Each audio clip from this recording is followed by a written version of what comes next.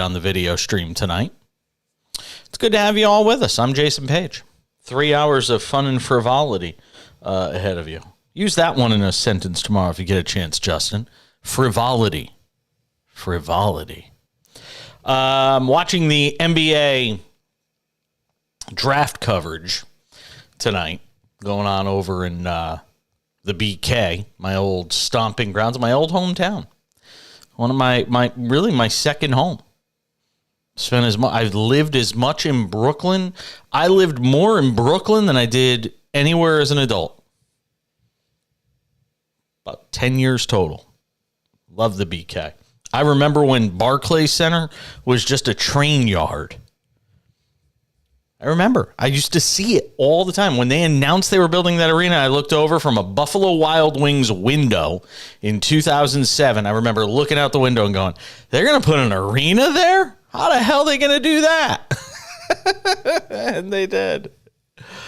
Thank goodness for the draft tonight. It drowns out the crying from Yankee Stadium. The clubbing of baby seals at Yankees. Oh, the Yankees scored! They were down 10-0 in the bottom of the ninth. They just scored 2 runs. They're not going to get shut out tonight. Yankees unable to get the sweep against the Mariners. 10-2 the score now in the Bronx. How'd they do? Isaiah Kiner-Falefa? Isaiah Kiner-Falefa hit a home run? Are you kidding? I think he has more home runs this year than he had in his entire career. Let me give you a pitching line tonight, and then I'll get into all the NBA stuff that I want to talk about. This was the pitching line tonight for Yankees pitcher Domingo Germán. Have you seen this, Justin? Justin Barbosa, producer engineer, working on the show tonight. Have you seen this pitching line? 3 1/3 innings, 8 hits, 10 runs, 8 earned, 2 walks, 4 strikeouts. Get ready for this one. 4 home runs in 3 1/3 innings. 93 pitches. ERA balloons to 5.10.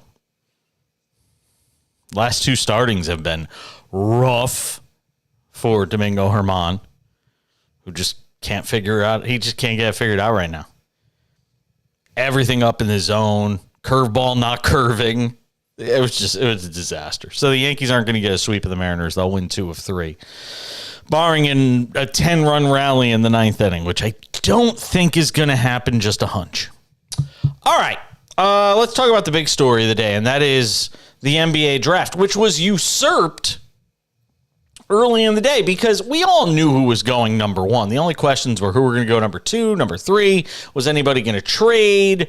There was no big trade to move up at the top of the draft, so none of that happened. And what wound up being the big story of the day, what wound up being the big news of the day, was the decision by the Washington Wizards to make a deal with the Golden State Warriors. And boy, was it a deal.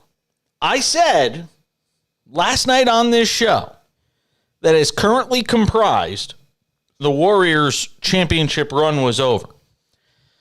Now they go and make a move today, and it's a big one. They go and trade Jordan Poole, who just a year ago, they gave a big deal in the offseason to, or a little more than a season, a little more than a year ago, or a little less than a year ago. They gave an offseason deal to Jordan Poole, making him part of the future of this franchise. Then he gets punched in the face by Draymond Green. Then the team sucks all year, can't win games on the road, make the playoffs, get bounced by the Lakers after beating the Kings in the first round, upsetting the Kings in the first round. Let's be honest, it was an upset. And now, with Draymond in limbo as far as his contract status is concerned, you get the sense that the Warriors were trying to kill two birds with one stone. And that was make Draymond happy enough that he'll come back because they feel like they need him for some reason, and try and add some veteran point guard play by adding somebody who I could never imagine playing with the Golden State Warriors. Another one of their arch rivals for all these years in the West, Chris Paul. So let's get this right. The Warriors get older with a 38-year-old point guard who's injury prone. Houston, do you hear me? I know you do. Clippers, do you hear me? I know you do. Phoenix, do you hear me? I know you do. They go and make a trade for a 38-year-old point guard who can't play defense on a team that at many points of last year was horrible defensively. And they trade that person for a 24-year-old who just 9 months ago you decided was the part of the future of your franchise. What are you doing in the Bay Area? Are you smoking some of that stuff I see on Market Street? What are you doing? What kind of move is this? Now, it may not be the last thing they do, and you don't judge a Monet in the middle. Look, Monet may have been painting something, or Picasso may have been painting something, and if we went halfway, through the painting and looked at it, we might have looked at each other and gone, geez, this Picasso guy, I don't know what he's up to. And then when it was done, it was a Picasso. So who knows? Maybe by the time the Warriors are done with this offseason, we'll look at it and say, wow, what an offseason. But early on, the outline of the painting doesn't look so good. Mike Dunleavy Jr. If your big move is Chris freaking Paul for Jordan Poole. And I think it speaks volumes about the priorities of this organization that they went and made that move. Gave up that guy for Chris Paul and draft picks.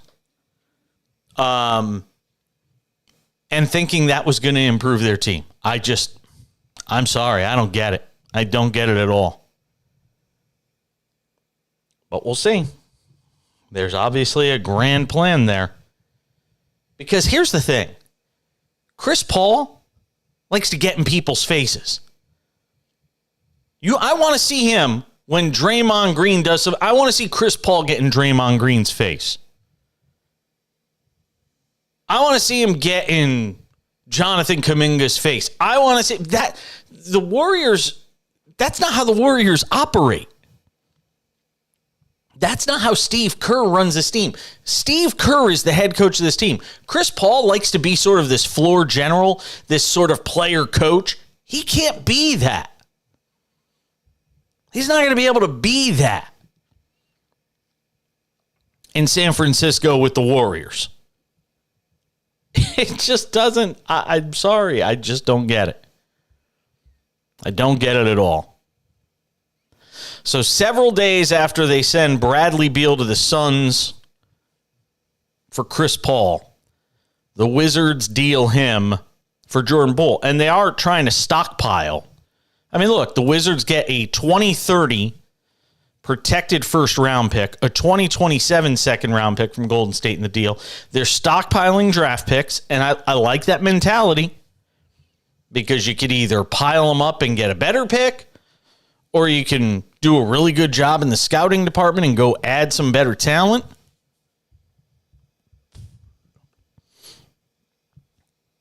But I, for the life of me, cannot understand this move. Not from the Warriors' perspective. I get it from everybody else's perspective. I do not get it from the Warriors' perspective at all.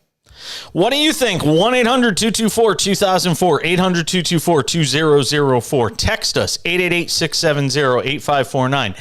888-670-8549 on the Cash-In exclusive text line. I created it just for you. You don't want to call? You can text us.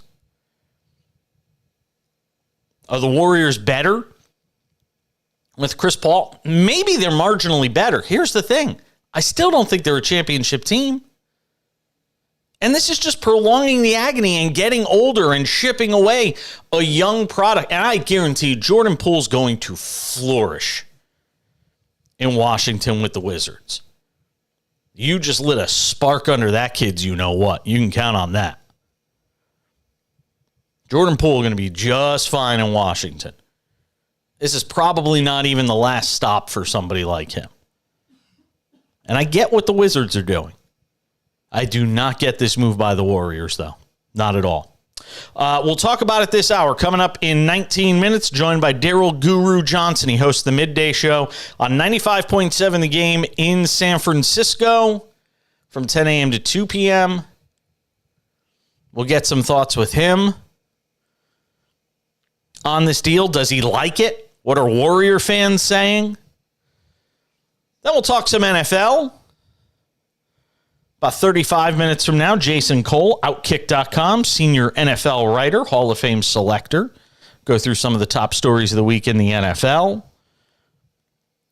I'm off tomorrow, so get your fill of Page, because after this, I'm gone. We're back on SportsMap Radio.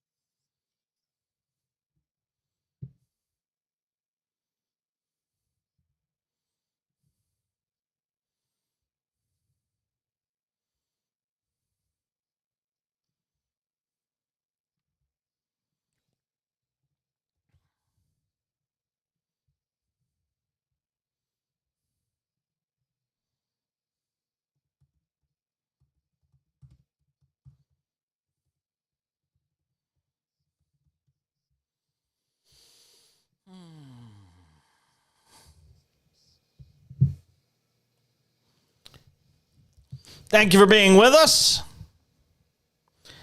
San Antonio's already got the hype video up.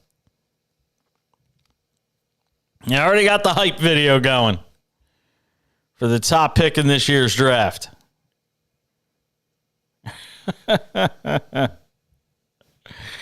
Oh, boy. They had people in the AT&T Center tonight in San Antonio. Let me tell you, I mean this with I'm not trying to knock fans who go to drafts. We kind of went through this with the NFL draft when there was like 100,000 people in Kansas City to watch guys in suits go up and get on stage, take a hat from the commissioner, give him a hug and a handshake and walk off.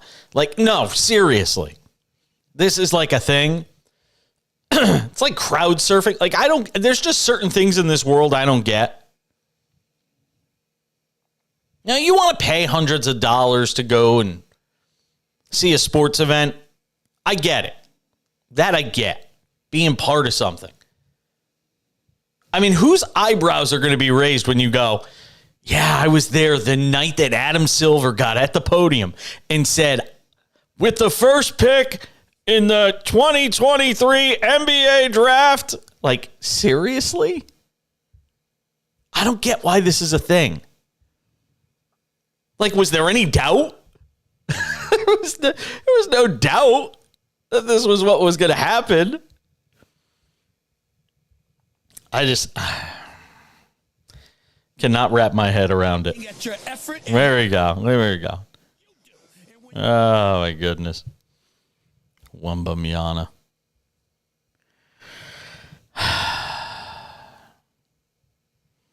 Oh, Greg Popovich. What would Greg Popovich have to say about it tonight? All right, well, can I get a little Greg Popovich, a little flavor for what Pop said? Hello, Coach. Jazz Wormley with Air Alamo.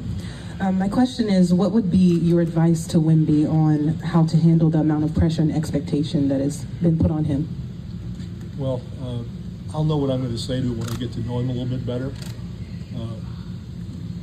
We don't have a personal relationship yet, but from what I've seen, I don't think he's going to need a lot from me in handling pressure. His parents have already done a hell of a job. Yeah, and normally when I see guys like this who get drafted so young, 18, 19, Scoot Henderson's 19 years old, I'll get to him in a second, you worry, but I mean, in the case of Wembanyama, he's already played professionally and shined professionally. Scoot Henderson has been playing professionally, playing for a paycheck for the last 2 years. Talk about, he says, you're getting a dog. And he is. He's chomping at the bit. That dude is chomping at the bit now that he's going to be in the show.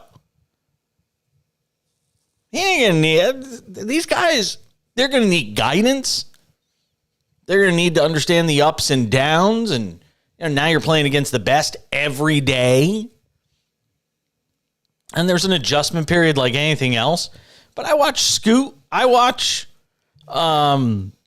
Scoot Henderson. I watch Victor Wembanyama. I see guys that are already ready to make an impact now. They're not going to be as good now as they will be in 3 or 4 years. I mean, think about this. Victor Wembanyama. Now, who knows? Who knows what his motor's like? LeBron's played for 20 years. I don't know if there'll ever be another like that. But Victor Wembanyama's got the next 16, 17 years ahead of him if everything goes well to have an NBA career and a really enormous, impactful NBA career. Scoot Henderson. But see, here's the thing. See, here's where it gets interesting. I talk about this all the time. What is luck? Or what is success? It's opportunity meets luck, right? Success is opportunity meets luck. And hard work. It's success is opportunity, it's luck, it's hard work, right? Thank you. Appreciate it. It took me a few tries. Thank you, Justin. You were waiting for that, huh? You were waiting for that moment. But it's true. And see, here's the thing. When Wembanyama gets drafted first, he goes to the Spurs. Great culture, winning organization, winning tradition, winning head coach, veterans that are still close to the organization that can lend a hand with a Wembanyama to guide him along. Portland, for Scoot Henderson, when was the last time Portland won anything? And I'm not saying this is a shot at Portland. I love Damian Lillard. But when was the last time Portland won anything? Yeah, that's right. You weren't alive. You weren't around. So now you get into this situation where you're Scoot Henderson. You've got all the talent in the world. You basically are going to become, you were positioned to become the heir apparent to Damian Lillard. Who knows how many more good years at his size Damian Lillard has left in Portland. And you basically go right into his shoes of being a great player, a producer, a dogged competitor, all-star games, big shots, highlights on SportsCenter that wins nothing. All because you were basically born, NBA born, into the wrong situation, the wrong household. Some guys get born on second base, some guys get born on third base, some guys get born there in the dugout and got to work for it their whole life. Wembanyama, it's where you're drafted. It really is. So much of it. So much of it is just where are you drafted and when. Sean Bradley got drafted into the league. You think about big men drafted in the league, guys where there was a big hype factor. We'll take Sean Bradley out of it. I just thought of him because he was 7'6". But you think of these guys that were, how many guys drafted in, big hype guys, just drafted into the wrong situation and it didn't work out. But here is, this Scoot Henderson who gets drafted to play in Portland. Now, that is better than getting drafted to play in Charlotte. If you want to guarantee that Scoot Henderson, if you want to guarantee that Scoot Henderson's going to wind up being better than the Brandon Miller, all you had to do was make sure Brandon Miller went to Charlotte. Because everything that organization touches goes to you-know-what. Rhymes with spit. I mean, that's just fact. Talk about being born on in the dugout, so to speak. Good luck, Brandon Miller. In that mess that is Charlotte, with a team that's being sold, Michael Jordan selling it off. LaMelo Ball injured now a couple of years in a row. Yeah, good luck with that. I mean, this really is the draft of Victor Wembanyama. And look, there's going to be guys that got drafted after the third spot in this draft. Amen Saunders and all these guys. There's going to be guys that get drafted into this draft that are going to make impacts in the NBA. But forevermore, this draft will be known as the Victor Wembanyama draft. And then years from now, somebody who's lower, drafted in the middle of the first round, late in the first round, you can write this stuff down, guys. This is what will happen. It happens all the time with these drafts. Somebody else will wind up being really good or maybe even as good as the second pick or the third pick would have, or Wembanyama. Somebody's going to wind up shining and getting an opportunity. I mean, you could count on it. Oh, they're showing so Jordan Hawkins for UConn. They're talking to Dan Hurley on the draft coverage over on ESPN. Jordan Hawkins, drafted by the New Orleans Pelicans. It's a great spot. It's a great spot for Jordan Hawkins. Taken 14th overall by the Pelicans. Gives them some instant offense. That Jordan Hawkins is going to be a guy that can come off the bench for them, provide some instant offense. A lot of talent on that team. Who knows what's going to happen with Zion? This will be a fun draft. This will be a fun draft to do a postmortem on in about 7 months. 8 months. And then, of course, 2 and 3 years from now when we see where some of these guys are. Because all anybody talked about with this draft was Wembanyama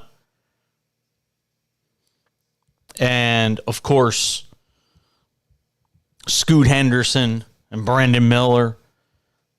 There's a lot of other guys that are going to wind up making an impact that nobody's talking about tonight to the degree that they're talking about those three guys. Daryl Guru Johnson on the other side talks about Chris Paul to the Warriors. It's on the cash-in.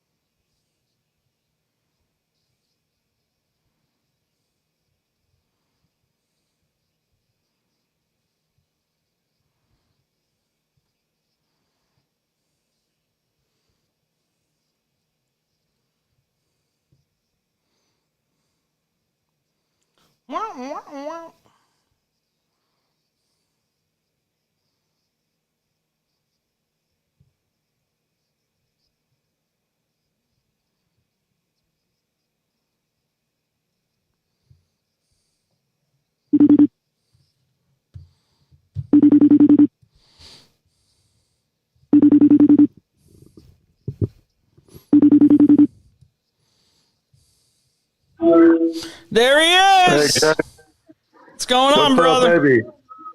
Not the Warrior moves. Dude. Yeah. I'm shocked, man. Yeah. I'm not. I mean I'm shocked, but this ain't Bob. You think Bob Myers make that move? I texted him too. He said, you just gotta stay healthy. But I did send him a text to get his thoughts. But I don't think so, Jay. Did I lose you? No, I'm right here.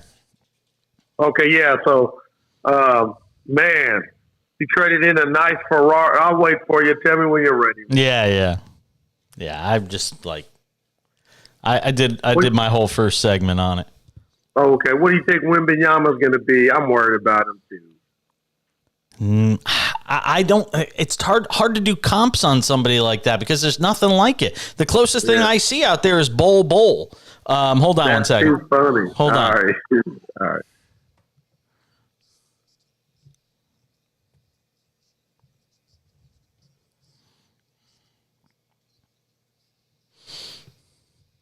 It's good to have you all with us. SportsMap Radio. SportsMap Radio app. Well, on the day of the NBA draft, the story that really winds up making the most news is the deal with Chris Paul going to the Warriors and Jordan Poole and draft picks going to the Washington Wizards. I thought there was nobody better to bring on to talk about it than my man Daryl Guru Johnson. You can catch him middays. Matt Steinmetz, 95.7 The Game, 10 a.m. to 2 p.m. Over there in the Bay Area, 95.7 The Game. All right, you hear the news of the trade this morning. What is your immediate reaction? And now that we're like 12 hours removed from it, what's your reaction now? I'm going to steal a line from my kids. I threw up in my mouth when I heard that Jordan Poole and his promising future, a guy that you paid because of his great strides he made after going to the G League, you gave up on that, didn't suspend Draymond Green and reward Jordan Poole for dealing with getting humiliated in front of the nation on social media for the old Studebaker that is Chris Paul, who cannot stay healthy and cost Phoenix any chance of advancing this year in the playoffs. I know Bob Myers is gone. It's been about 2 weeks, but good God, we will talk about this draft pick because my son's team manager at Santa Clara, Jason, I've seen Pazinski, if I'm pronouncing it correctly, play. That's not what they need. I am shocked, Jason Page. That makes two of us. And look, at the end of the day, there's a bunch of statements that come out of this from me, from the Warriors, without them saying a word. One, they're going to try and hold this thing together, hold this core unit of Draymond, Steph, Clay, Andrew Wiggins, that they're going to ride this thing until the wheels fall off. That's the first message that I get, because they could have gone one of two ways here. They could have said, you know what, we're going to let Draymond go. At the end of next year, we'll let Clay go. We'll start the rebuilding process. We'll get assets maybe in exchange for something like that. But instead, they've said, we're going to try and go at least on one more run with this group, which after everything I saw this year, after everything I've seen from the rest of the conference, they weren't winning a championship by running it back with the group they had. It was time to start the slow teardown. You could still win games. You could still be entertaining. You could still draw fans into that arena, win 50 games, lose in the second round of the playoffs, because that's what they were going to do as currently comprised. Now they go get Chris Paul. They get worse defensively, and they weren't good defensively last year. You get worse defensively. You've got a guy that's injury prone, and you shipped off a 24-year-old who just 9 months ago, 10 months ago, you were proclaiming as part of the future of your franchise until Draymond Green punched him in the face. And you made the statement that we're choosing Dre, who punched this kid in the face, over this 24-year-old. On every level, this makes no sense to me. Jason, now, if I were a teacher and had the red pen, you would get an A+. I'm looking for those answers. And you know what? I'm going to keep it real like I always do. I understand them picking the Warriors culture, Dre over Poole. But the fact you didn't suspend Poole, to me, I got to go back to that. I'm going to judge Jordan Poole, and you could call me a fool on the 2022 version. Okay, the guy that helped beat Denver in the playoffs and helped the Warriors get a title beating Boston. I don't know what was going on with him. Jay, I had a joke on the show with Steinmetz that he was playing Jordan Poole in dress shoes. I've never seen a young guy with that much athletic ability fall down and lose his balance. And I'm like, that can't be on the punch. But with that said, you couldn't get me Miles Turner. You couldn't package Kuminga and a pick, the 19th pick, to go get something of size. And I'm not hating on the kid from Santa Clara. He'll probably be in the G League. But again, you're telling me the 20 points that Jordan Poole was bringing to you off the bench, 25, 28, Jay, in more stretches when Curry or Clay were out, you're going to give that to Chris Paul? Miss me. And this is when I went Inspector Gadget, and I figured it out today. Joey Lightyears has been spending $500 million on his payroll. He's almost deserved what I'm about to say, a pass in that sense. But he's not the sole guy running the Warriors. He has investors to answer to. And Jay, this was a salary dump. They got off of the 4 years for $100 for Jordan Poole. Now Dre will get his money. But the cold part for Dub Nation is the savings that has Lake up in the investors probably popping bubbly. those monies can't be reinvested back in the team. So this to me, Jay, was a salary dump. You cannot sell me on it being anything else. And don't dare, I hadn't heard you, please tell me the Warriors are closer to a chip than they were 16 hours ago when they had Jordan Poole. I don't know if they are. Look, because as much as you like to say, Chris Paul can still play, you almost have to build the injury thing into any sort of prospectus for this team because it's almost a lock at some point during the year he's going to miss significant time. So is that going to be late in the season, middle of the season? Are they going to monitor his minutes so that he's fresher for the postseason? I don't know. I just don't know how you can count on Chris Paul being there when so many times when it matters most, he's not. And here's another thing, Goo, and I want to get your thoughts on this. Yeah. What I'm trying to figure out is Chris Paul's style within this locker room and this dynamic. Oh, man. He likes to be an on-court coach. That ain't going to fly. And they like to run, yeah. But he likes to be an on-court coach in that he'll get in people's faces. He likes to sort of be like almost an assistant coach. That's not going to fly with this team. That's not going to fly with Steve Kerr. It just doesn't feel like a good fit to me on a number of levels. And from that perspective, I'm still trying to figure out, is there another corresponding move that's coming?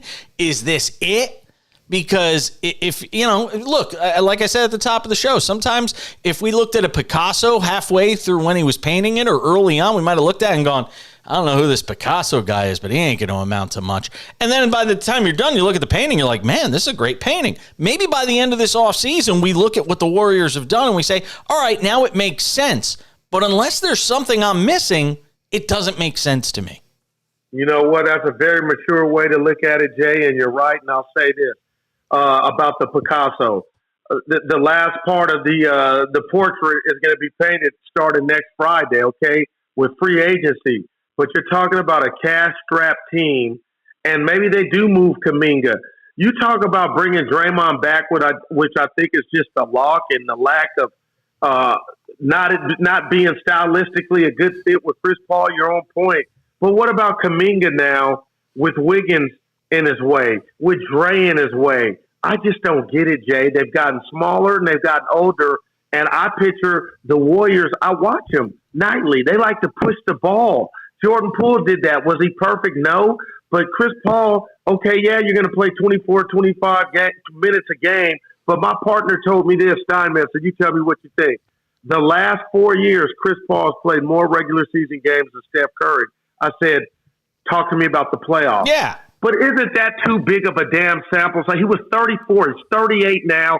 His hamstrings just gave out on him or whatever happened. This playoffs, how can you sell me like this is the 2009 version of CP3, Jay? No. I'm really blown away at today's events, man, by Mike Dunleavy. Tell me this before I let you go. How did the fans react to it? What was the fan reaction like on your airwaves? Oh, you cut out on me. Hold on a second. I don't hear you. Okay. All right, go ahead. Jordan Poole became public enemy number one, Jason, this whole year. Wow. And his play was a big part of it. They blamed him for everything, and he was responsible for some. So with that, we took some calls. They were happy they got rid of Jordan Poole, but a majority of the people are like, what is Mike Dunleavy doing? Why are we still small? Oh, my God. Why? That's all we could get for Poole? I'm sorry, Jay. That's 20 a game. That wasn't enough to me. But again, if you don't remember anything I'll say to you tonight, my friend, investors in Joe Lacob, tonight was the first time where we saw under the Lacob era, money matters. Yeah, and I think they're kind of trying to have it both ways. I think they understand that they could still win games, still be entertaining, still put up 50 wins, and maybe not win a championship, so they could still fill the seats, still make money, at the box office, but not not necessarily be a championship team. Because to me, this is not a move that makes them a championship team. Wow. I got to go. Okay. Daryl Guru Johnson, 95.7 The Game, does a terrific job middays, 10 a.m. to 2 p.m. Always appreciate it, my friend. He's already gone. See, he's a pro. He knows we're out of town. We'll update you on the draft stuff. We'll do some NFL on the other side. Jason Cole from Outkick.com, their senior NFL writer. He will join us next on the Cash In on SportsMap Radio.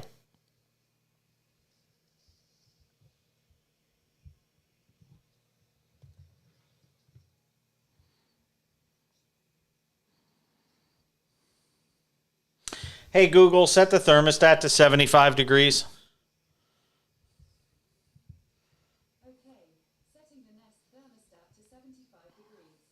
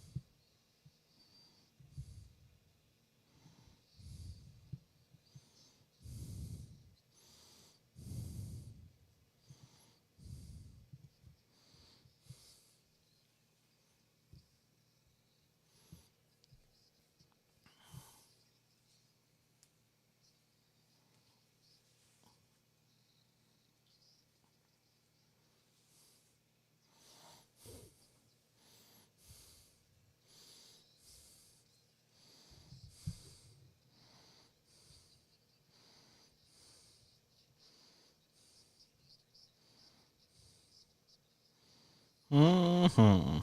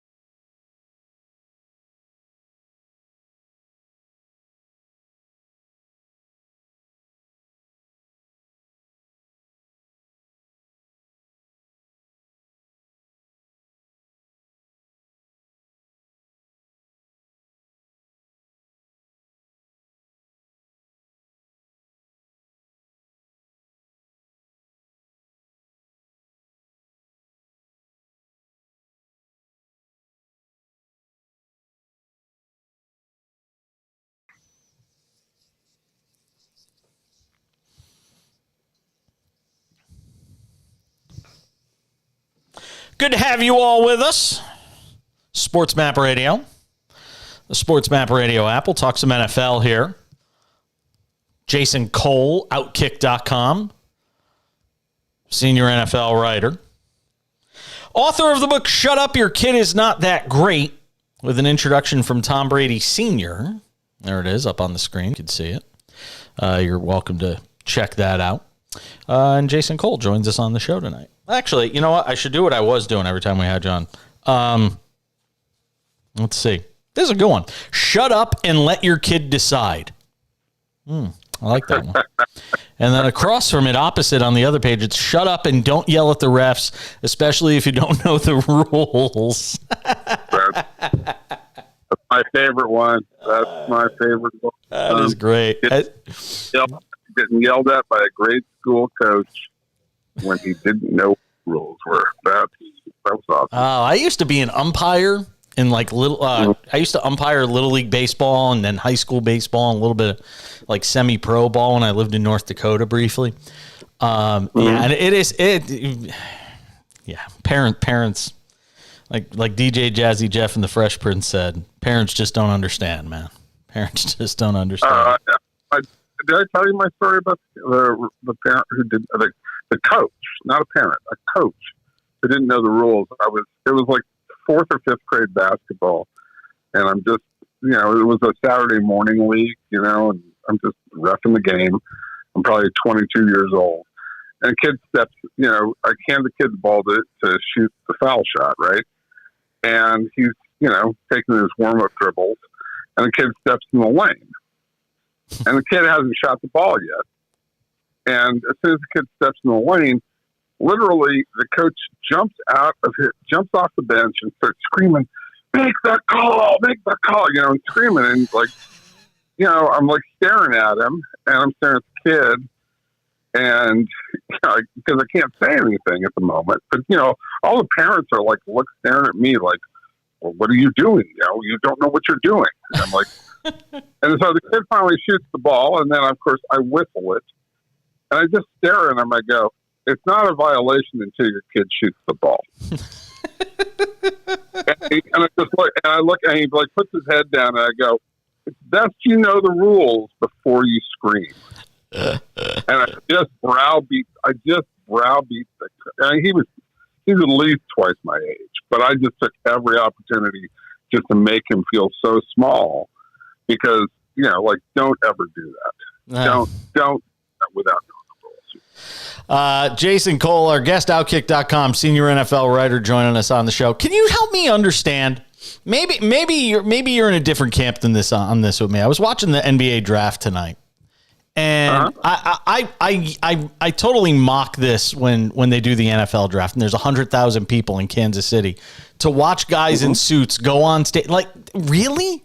Like, if aliens are watching from outer space, they're looking down, they're going, okay, all these people are gathered. Wow, what can it be? Oh, wait, it's a bunch of guys getting on stage, shaking hands with the commissioner, giving him a hug, and then walking off the stage. Like, I don't understand. And even the NBA draft tonight at Barclays Center, the place is packed. For what? I don't understand why people go and watch drafts. Can I write a book about that? It's one page. And it's one line. It's one line. What are you doing? It's just asking the rhetorical question. What are you doing? Why? Yeah, I no, I don't. Look, I understand the psychology of the draft and in football free agency. So, in the NFL, they have turned free agency and the draft into Christmas, because it for the 31 teams that didn't win it, right? It is a chance to unwrap that gift that you think is going to turn your team around and either make you a champion or start to make you competitive and all that, right? And so it's a rush of hope. But when you step back from it and go and sit there and go, okay, what am I really watching? Yeah, you're just watching somebody walk on stage. And you're watching a bunch of names and highlights. Granted, there are highlights of guys that you don't really know anything about. No, it's like watching a movie trailer and going, wow, that movie's got to be great. But there's a good chance all the best scenes that you saw was it. It was in the movie trailer. The rest of it could be crap. Yeah, absolutely. And as I always tell people, I remember one year somebody from a Bills fan goes, "Oh, we just drafted 5 starters." And this is gonna, like, if you drafted 5 starters, your team is horrible. Do you understand? And he goes, what do you mean? I go, if your team is so bad that 5 of the 22 guys who were supposed to start for you were produced in one draft, your team is dog meat. Like, it's just a bad team, right? Because it means you have no depth. And people just don't understand it. Like, you're really fortunate if over a 4 to 5 year period of time, your team averages drafting 2 starters a draft, or even 1.5. If you draft 1.5 to 2 starters a year over that 4 to 5 year period of time, your team is going to be good, right? Like, because the team's going to develop, you're going to get free agents, you got some guys who are, holdovers, all that kind of stuff, right? That's good. And if a quarterback is one of those guys, you're having a better chance of making your team good. Maybe not great, but good, right? And that's the goal of this thing. And it's to restock your roster constantly. Like, people, they just don't really understand how player development works. So they get way overexcited. And look, don't get me wrong. The number 1 kid in this draft looks super excited. Wembanyama looks just awesome, right? But the rest of the guys, okay, we'll see. Yeah, I don't see a lot of just straight up game changers. Although I gotta say, the kid from what is it, Kansas, with the red jacket, Grady Dick. That's strong. That was cross between. It was a combination. What did I put out on Twitter earlier today? It was like a combo of David Bowie in the early 70s from the Ziggy Stardust era with some Elton John and a fair amount of Liberace. I love it. By the way, if you had June 22nd as over-under before Aaron Rodgers said something that the Jets looked at and kind of probably all smacked their heads collectively at once, if you had June 22nd on your card there, then you were right. He was advocating for the acceptance of psychedelics today.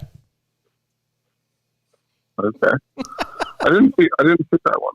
Yeah, Aaron Rodgers pushing for the acceptance of psychedelics. He wants you to be able to do shrooms and stuff like that. And he was at a conference in Denver. Apparently, that's where it's at, man. Is that just generally, or is that just for the NFL? Where's he going?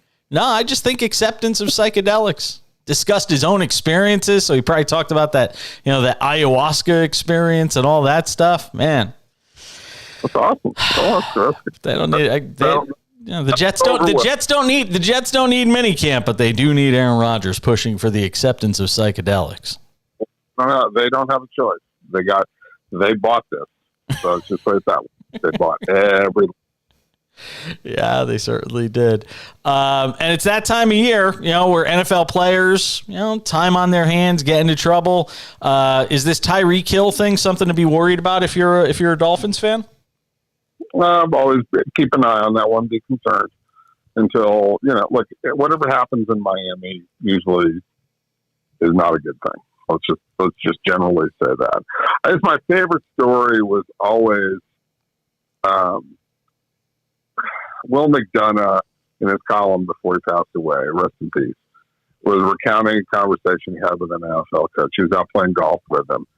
And it was late June, July, and the coach is just grumbling. He's just looking at his backswing and goes, this is a time of year where all my players, the only thing they're doing is effing up, right? and he goes, and that was Bill Belichick.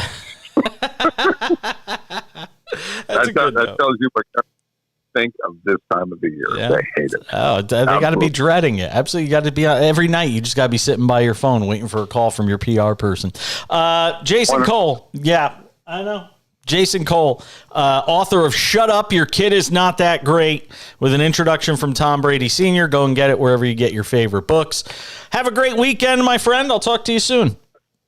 Likewise. Be good. We're coming back. Another hour of the cash-in right around the corner on SportsMap Radio.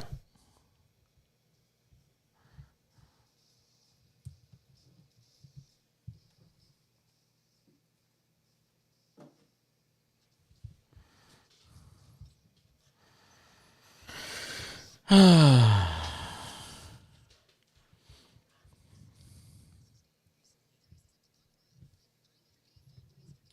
got a dog looking at me over here.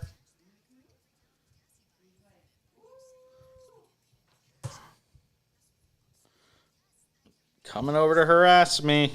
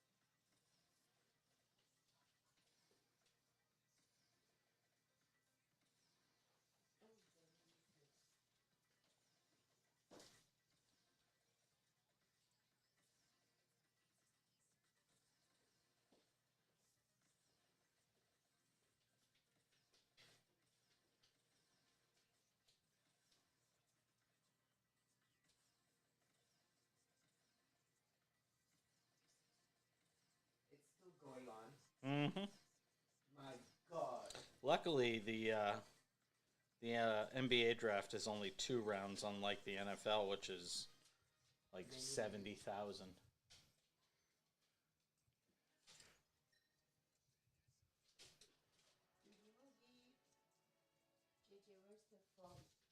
The what?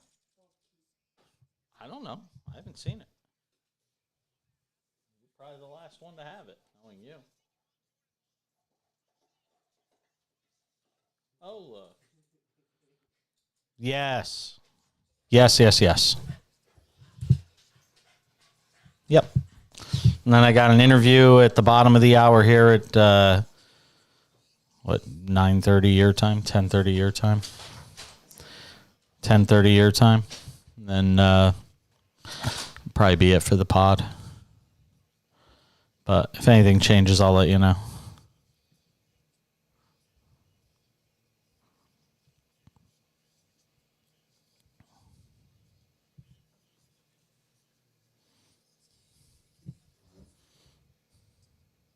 Yeah.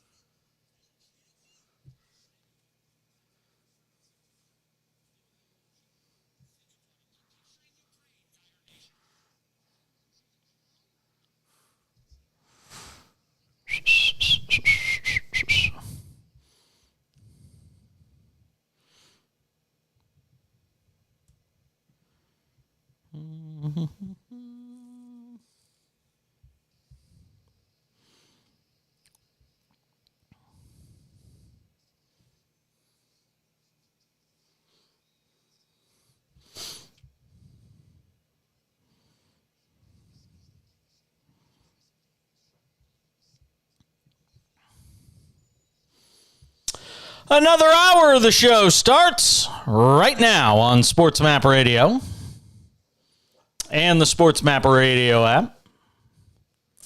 Good to have you along for the ride. Victor Wembanyama, the top pick in tonight's NBA draft. I got to say, though, it is really cool to see all these guys. I mean, I can't. Every time I look at the draft, somebody's getting drafted and they're crying. It's like figure skating. I need the kiss and cry area. When they finish, they go and sit in front of like that banner at figure skating, and they get handed a bunch of flowers, and they just kiss and cry and kiss and cry. That's what they need at the draft tonight. My God. I mean, I get it. Your life is changing. You're going into the NBA. Congratulations. My God. Losing all your street cred with the tears. Don't let the tears fool you. I'm a tooth chipper. Jerry Bonkowski will join us in about a half hour. We'll do our weekly NASCAR spot with him as I am off tomorrow. Back on Monday, but I'm just off tomorrow. I said earlier in the show, you better get me today because then I'm gone. It doesn't mean gone forever. I'm just gone till Monday. Going to Seattle tomorrow for a quick 48-hour getaway. Go look at some places up there. Trying to decide where I want to move. It's hard to. The older you get, these decisions get tougher because you don't have that many moves left in you. Can live anywhere. I literally can live anywhere. So if you guys, here we go. If you've got a suggestion of some place I should live, text it to me. 888-670-8549. 888-670-8549. Let me know where you think I should live. Because I don't know. I don't know where to go. Justin Barbosa, producer, engineer, working on the show tonight. You got a suggestion? Somewhere I should live?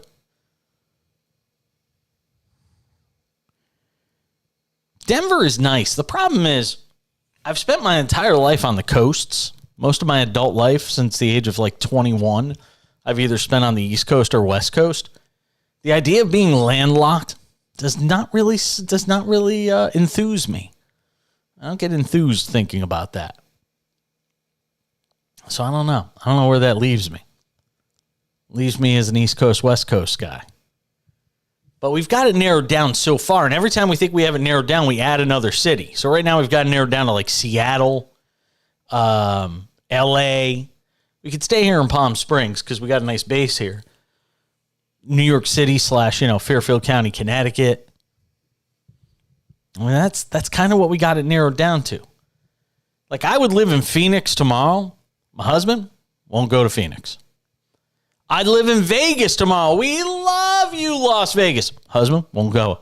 He won't do it. He's got veto power. That's the problem. He got veto power, and that's, that makes it a little tricky. So we'll have to wait and see what happens. I wonder what with the Wembanyama deal, him getting drafted by the Spurs. I don't think it probably changed their odds much. I don't know if the NBA or conference winner odds or any of that stuff has probably changed all that much based on tonight. Actually, I should mention this. So based on, this is nuts to me. I know I usually do this in the second segment of each hour, but I'm on it now, so I'm going to look at it. So NBA finals odds have changed. Golden State was like plus 1,400. Now they're plus 1,200. So Vegas and the odds makers really not looking all that favorably on the odds. Golden State was the fifth biggest favorite to win the NBA championship before the Chris Paul move, and they're still the fifth best odds to win the championship after the Chris Paul move. I think they were about 1,400 at last check. Now tonight they're plus 1,200. But now, Boston, with the move they made yesterday, the Celtics have jumped ahead of the Nuggets in terms of the odds to win an NBA championship. Boston is now the favorite to win the whole thing next year at plus 460. Denver just getting no respect. Don't people learn? Denver is still the one team of all the teams in the league right now, the one I would feel most confident in. And I know it means they would be repeating as champs. The team I would feel most confident in winning a championship next year is still the Nuggets because I know what I'm getting. I know what the composition of that roster is going to look like. They're the only team to me. And I know, some of these are value picks. If you take Golden State at plus 1,200 and they still get better in this offseason and the odds improve, that's all fine. But Boston plus 460, Denver plus 470, the Bucks plus 550, Phoenix at 650, the Warriors at 1,200, the Lakers at 1,500. And you still kind of sit there and scratch your head about where Kyrie Irving's going to wind up, and Chris Middleton, and James Harden. Now, where could Harden wind up? Houston obviously being the top pick, but who had Chris Paul going to the Warriors last night? 24 hours ago when we did this show, we were talking about Chris Paul going to the Lakers or the Clippers. If we had him going to California, those were the teams he was going to. Instead, he winds up with the Warriors in one of the more head-scratching offseason moves you will ever see. 1-800-224-2004, 800-224-2004. If you want to text at the show, go ahead and do it. 888-670-8549, 888-670-8549. If you got a sales pitch for me on where I should move and where my husband and I should move, then let me know. Because we're open to suggestions, because at this point we can't figure out where the hell we're going to go. Coming up in about 13 minutes, you will hear from Victor Wembanyama in his own words, his first press conference as an official NBA player.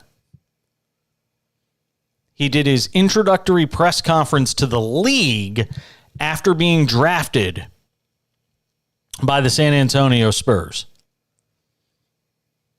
You'll hear from him in his own words, Wemby, at the podium, coming up in about 12 minutes here on the show. And Jerry Bonkowski will preview this week's NASCAR race, get his thoughts on the return coming back off the break. Let's see, what do we got this week? We got the Toyota. No, we've got this week, it's the Ally 400 this week at Nashville Super Speedway. The Ally 400. So we'll get his thoughts on that coming up in about 22 minutes here on the show. So Wemby goes number one to the Spurs.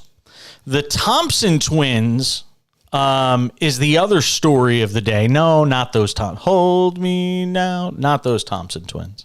Amen and Osar Thompson. I think I called them Saunders. My apologies on that.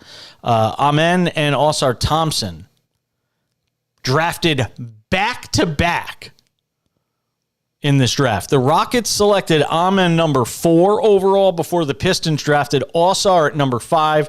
The first brothers ever to be drafted in the top 5 of the same draft since the 1976 merger. Wow.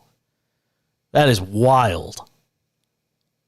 Lonzo and LaMelo Ball, the only brothers to both go in the top 5 in a draft in the modern era, but obviously not in the same draft. And those guys, man, you talk about two brothers that seem close. Those are two brothers that really seem close. They both played in the overtime elite league. And I'm telling you, that elite, the G League, whatever they call it, the elite league, all of this stuff, those things are fantastic for the NBA. Because it gives guys a taste of having to play basketball for a living. Not just playing basketball at the collegiate level and being celebrities on campus and everything that comes with that and the NIL money, all that's great. But now you're playing basketball for a paycheck. It's a different level of responsibility than it is when you're in college and you're taking classes and you're there on scholarship. It's so much different when these guys are playing for a paycheck. And if I'm an NBA team, I'd rather have a guy that's played the game professionally, whether it's overseas, whether it's the G League, whether it's Ignite, Overtime, whatever you want to call these things. I'd rather a guy be playing in that against other people, young people in the same position. I'd rather see that. I think it's a great idea. Now, eventually you're going to do away with this one and done stuff, and it's not going to matter. And you'll be able to draft kids again out of high school. But in the meantime, I think this has been a great option for the league. And now let the hype begin for Summer League, huh? Get ready for Summer League in Sacramento. Will Wemby play? Maybe we'll hear about that in the comments from him coming up here in just a couple of minutes on the show. Victor Wembanyama, in his own words, his NBA draft presser coming up on the other side. 20 minutes from now, Jerry Bonkowski talks NASCAR. Busy hour ahead as we continue. I'm Jason Page, Thursday edition of The Cash-In. Good to have you with us on SportsMap Radio and the SportsMap Radio app.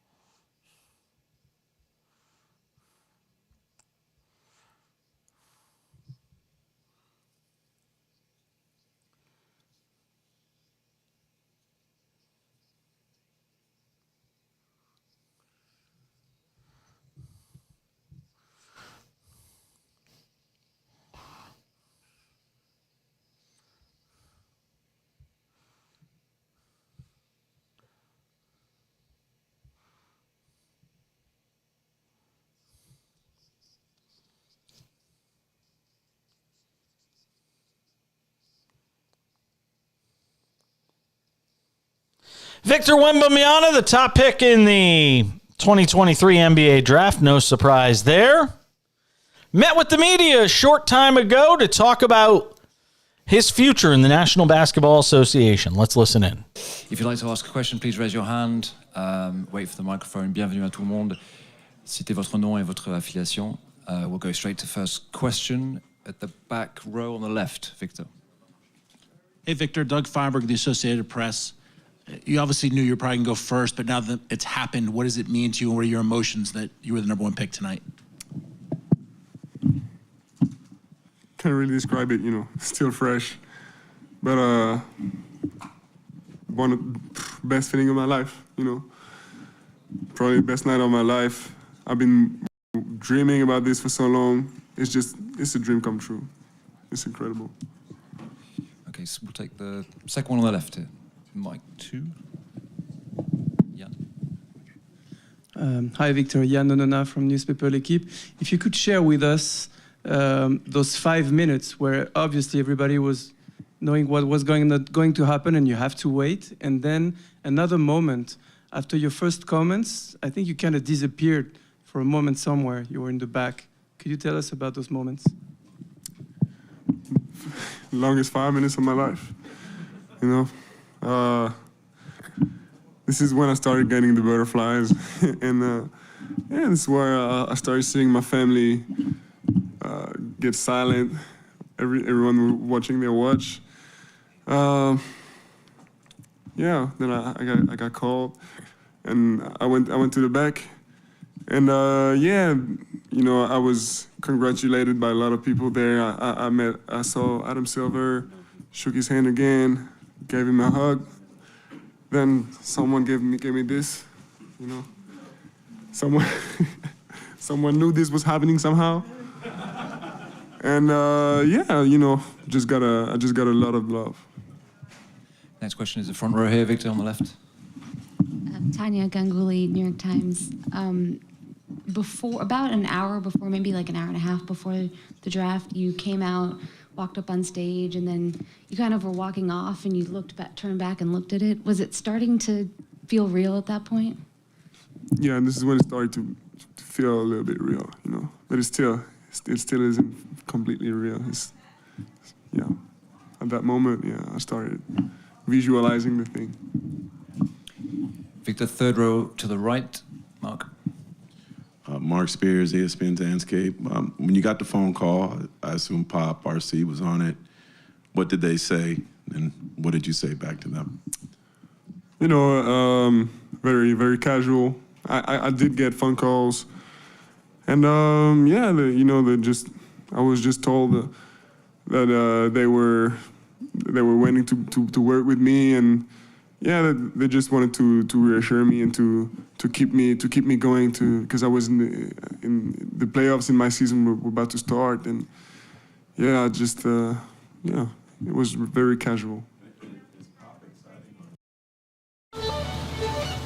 Tourists. So that's Victor Wembanyama turn into scientists. and some of what he had to say, and hear a little more of what he had to say right now.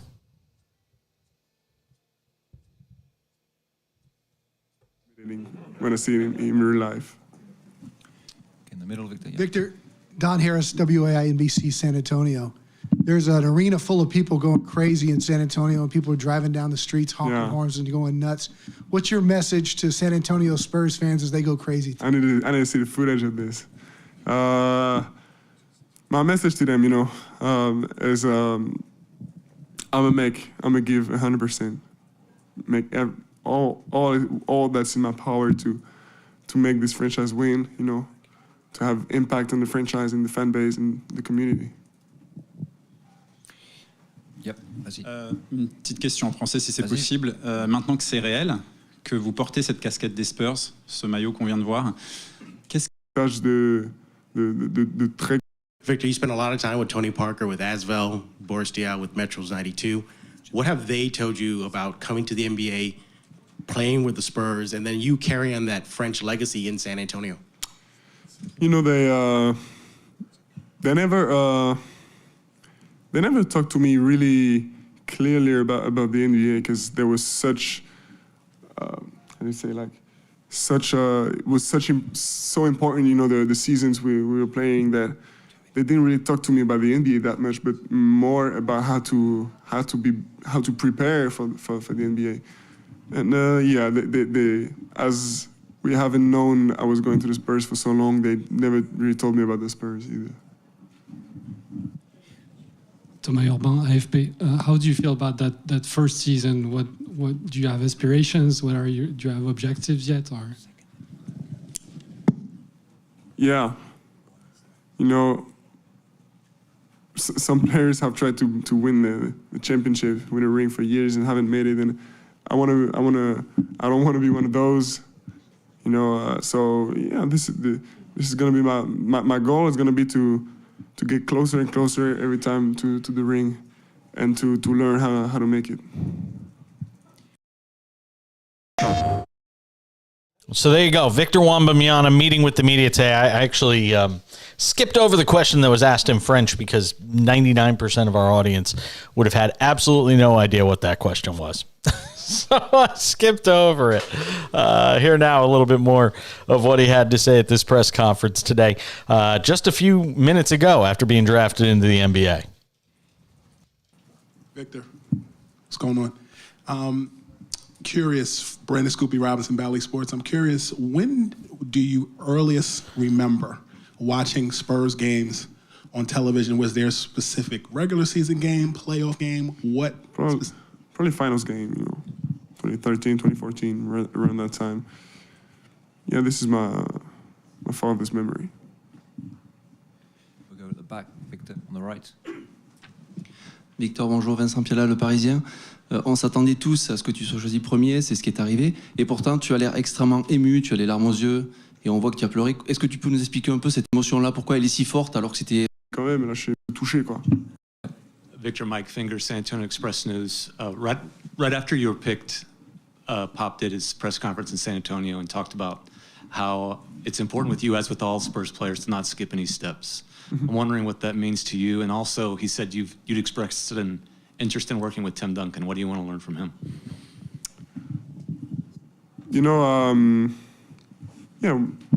Not skipping the steps for me makes sense because it's an easy way. It's easy to make that mistake, and I'm glad I got people around me that can help me not make that mistake, and Tim Duncan, if I got the opportunity to work with him, it's gonna be. I can't really think of a better role model. Next question, back row in the center. Yeah. Hi, Victor. Buongiorno. Paco Fuentes from Televisa Univision. So you mentioned that you learned English and you tried to learn English during your process because you saw yourself in the NBA. After knowing that you saw yourself in the Spurs, did you think about learning some Spanish, knowing that the Spurs have one of the biggest fan base in Latin America? Do you know any Spanish? I've been thinking about learning Spanish for long, but I've been kind of busy ever since the lottery, And but this is gonna happen someday, yeah. Okay. Front row, Victor, here on the left. Hi, Sherry Taylor, New York Beacon. Congratulations. Remembering that last moment when you first saw the San Antonio Spurs on TV, now going to them, what excites you most and what do you hope to work on this summer? Breakfast tacos. I heard a lot about breakfast tacos. I can't wait to wear my first Spurs jersey, It's I just can't wait. It's gonna be it's the start of such great adventure, and we never know what's gonna happen, and this is what's exciting, That's it. Okay, front row, Victor, just here on the right. Antoine Mancharel, Canal Plus Afrique. Comme tu l'as dit, tu as été très occupé. Émotionnellement, ça a été très très fort cette soirée. J'ai tout le temps changé, quoi. We have a question here on the left, far left. Victor, Tom Petrini from Ken's 5 in San Antonio. Spurs fans are really happy with how happy you seem to be coming to San Antonio. I know somebody in your position you can't really say before it happens, but now that it's official, would you have considered yourself a Spurs fan before this day as you were growing up? A Tony Parker fan for sure, and so I guess it made me a Spurs fan also, and I'm really glad. I've felt so much love towards me by the Spurs fans ever since May 16th. I think there's murals of me in the city of San Antonio. This is so incredible. I could not ask for a better welcome than this. I really love the fan base, man. So there you go. Victor Wembanyama. He's impossible not to like. There isn't a single thing that I don't like about this kid. I can't wait. Jerry Bonkowski on the other side. I mean, that dude is impossible not to like, Justin. Like, that's the kid you want to date that's the kid you want to, like, date your daughter. Seriously. He really is. This is going to sound so judgmental. I just hope he's not soft, because he sounds soft. You know what I mean? Like, to me, he just feels so soft.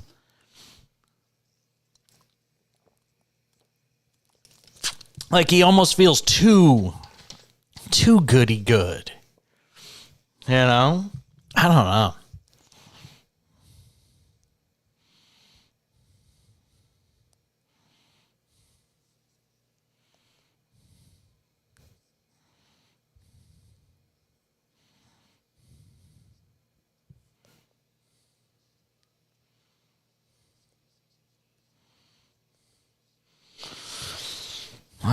We'll see.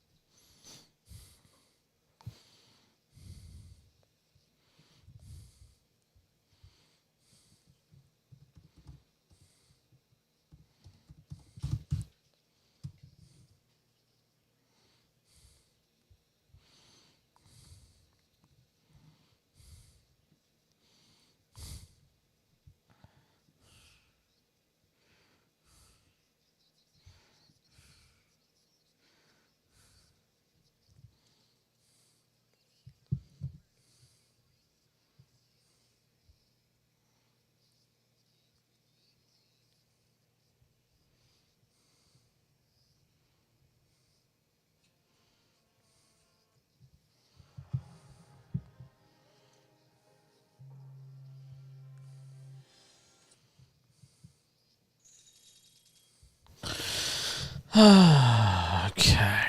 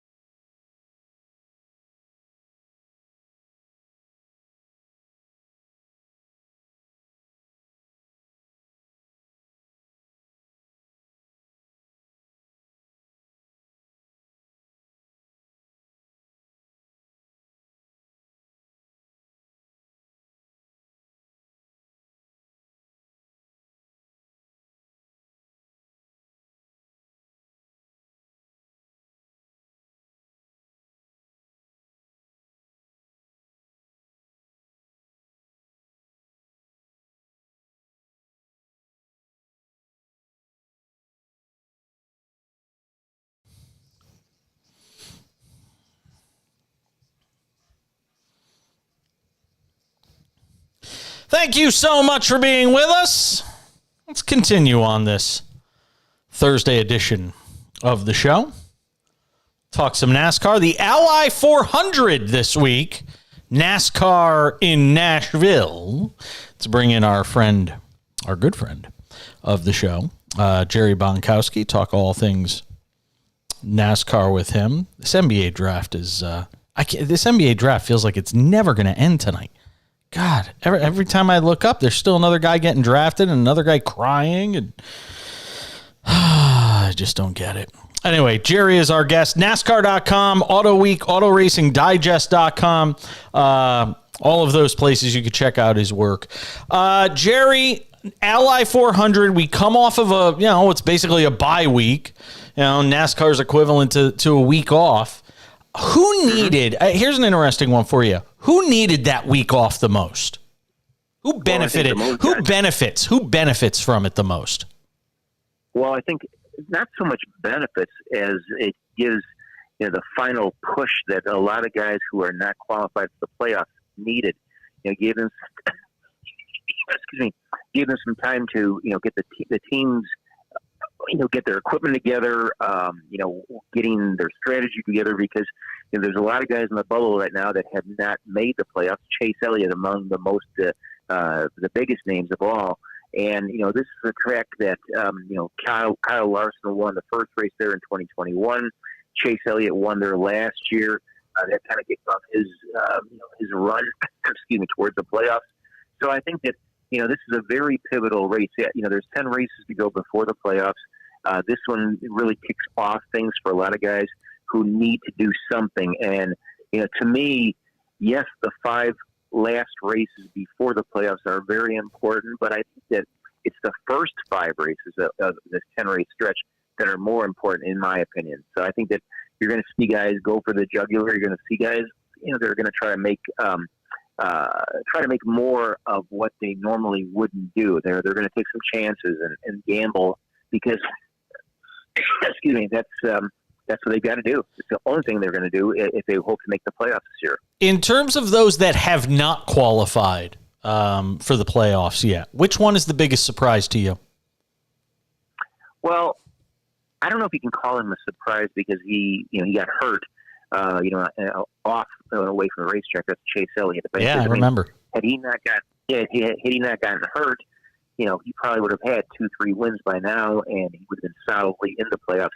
I still think he's going to make it, and everybody's wondering, well, does NASCAR give him a waiver, because like they've done with in the past with other drivers like Kyle Busch, they gave him the waiver back in 2013, I think it was. Where he got hurt. I'm sorry, 2016, I think it was, when he got hurt, and then he winds up winning the championship that year, even though he didn't do the entire 36 race schedule. I think he only did 25 races. So I'm very convinced Chase Elliott will make the playoffs, and defending the winner of the race in Nashville, this coming weekend. He knows that track. He's raced it before, not just in Cup, but also in other series as well. I think that he's going to probably be the guy you need to look forward to win this race. And if he does, then he punches his ticket into the playoffs probably. If he doesn't get a win and has to rely on some sort of waiver from NASCAR, is there anything in particular they will be looking at in granting that, in terms of his performance throughout the season, top 5s, races finished? Is there something they're looking at? Well, I think the biggest thing is that if he doesn't get any wins between now and the next 10 races, I don't think he will get the waiver. I don't think he will qualify for the playoffs, because, think about this. If you're NASCAR, yes, he's your most popular driver. Everybody loves him and all that kind of thing. But do you give him a waiver to make the playoffs, even though he hasn't achieved the same level of success, if you will, as some of the other guys who are on the bubble right now, who deserve to get in the playoffs? And if they don't make it because he gets the waiver, that's not fair. So to me, I think that he knows he's in a must-win situation. If he wins a race, he gets the waiver. And then he's in the playoffs. So I think that's the most important thing for him is he has nothing on his mind other than to win. Because if he goes through these next 10 races, and even if he gets, let's say hypothetically, he gets 5 runner-up finishes, okay, that's great. But how do you deny guys who have more points, have been there for the first 26 races, every single one of the 26 races, while he's missed, 6-7 races he missed? So that's the way I think that NASCAR has to adjust and adapt and look at this situation, because if he doesn't win a race, he doesn't deserve to be in the playoffs. That's the way I look at it. Ally 400 talking about with Jerry Bonkowski, does a great job with NASCAR.com, Auto Week, AutoRacingDigest.com as well. You look at the favorites for this week, there's a bunch of guys bunched up near the top. Kyle Larson leads the way at 5-1. Then it's Martin Truex Jr., 7-1. Kyle Busch and Denny Hamlin, 15-2. Chase Elliott, 8-1. William Byron, 8-1. How do you stack it up when you look ahead at this week? Well, if you look at the first two races that they've had in Nashville, both of them have been won by Hendrick drivers. So you kind of have to give the Hendrick boys the edge.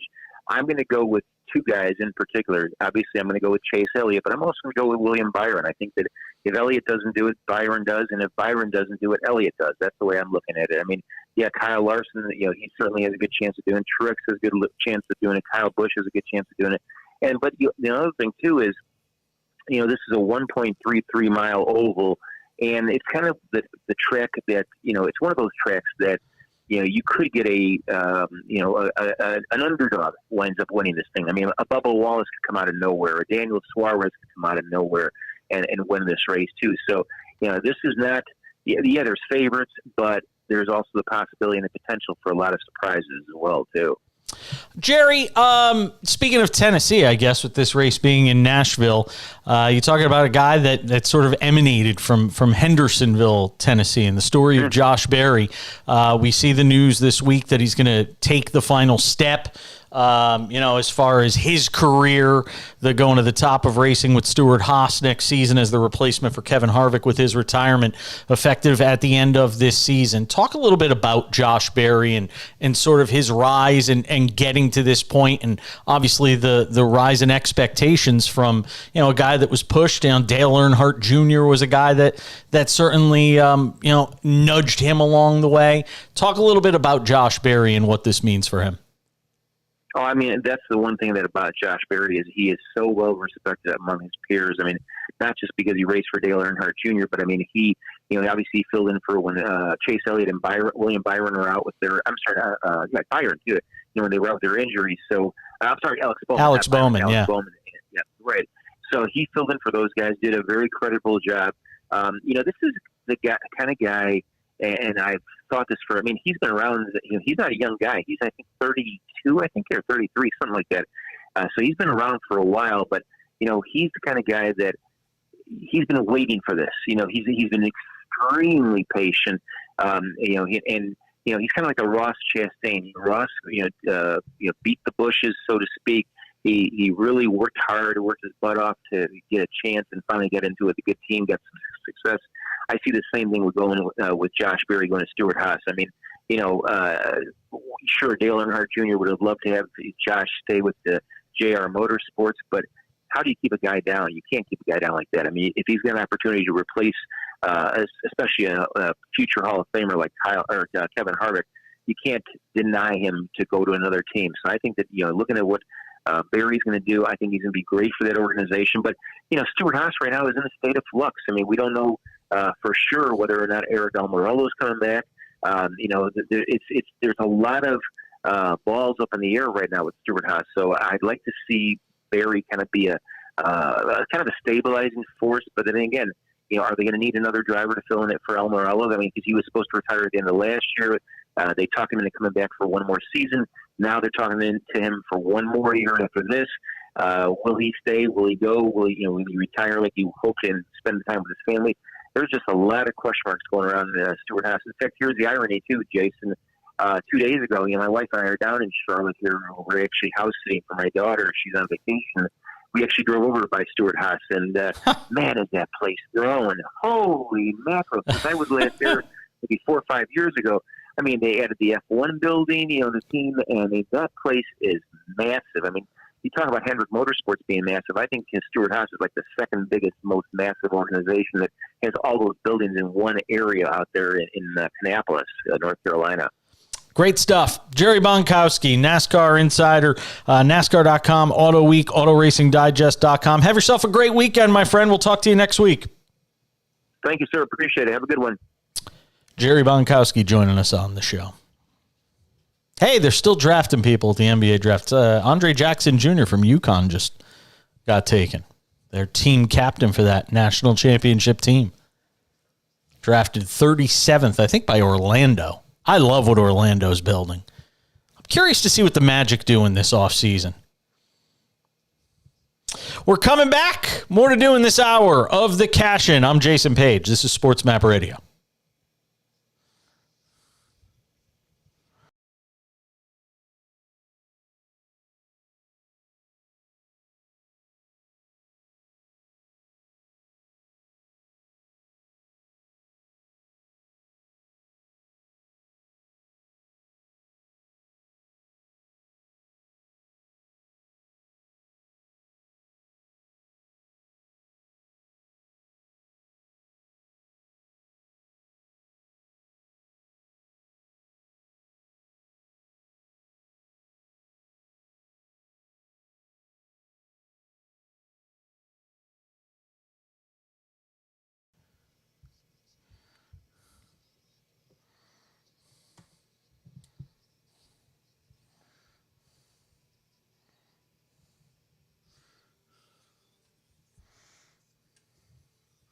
In a beeline from across the room.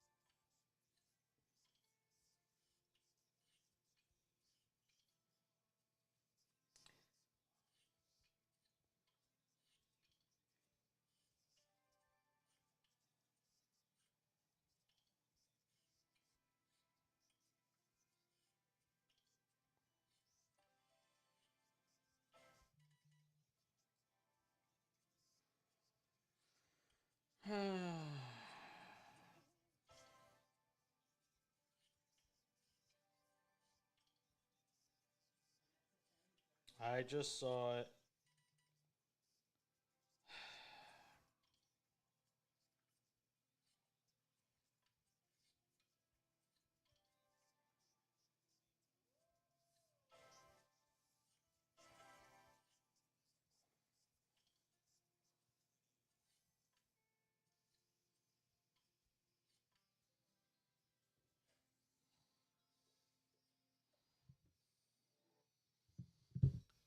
I don't know what to do with her.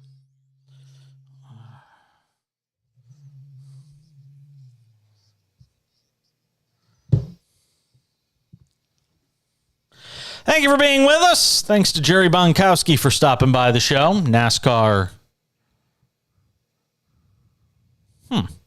Just noticed my scoreboard was missing from the show tonight.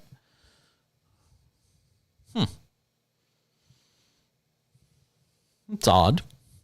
NASCAR.com and AutoRacingDigest.com and Auto Week and any other place that's talking about NASCAR. He's probably there. Boy, can you imagine being 19? I'm just trying to wrap my head around. I always believe that. Ouch. I always believe that life is better experienced. I always think we're better people for trying to experience life from the perspective of others. And I say this all the time. If we as a whole, as a collective in this country, did it more often, I don't think we'd have a lot of the things that go on in this world. If you just stop and try to experience life from the position of, through somebody else's eyes. And I mean it, whether it's, the plight of an immigrant coming into this country, no matter how they choose to do so, trying to understand why or trying to understand what they're coming from that makes them want to do it. Whether it's the disadvantaged or the overly advantaged. I was talking about this today. I put out a post about this today on Facebook. Not to get too,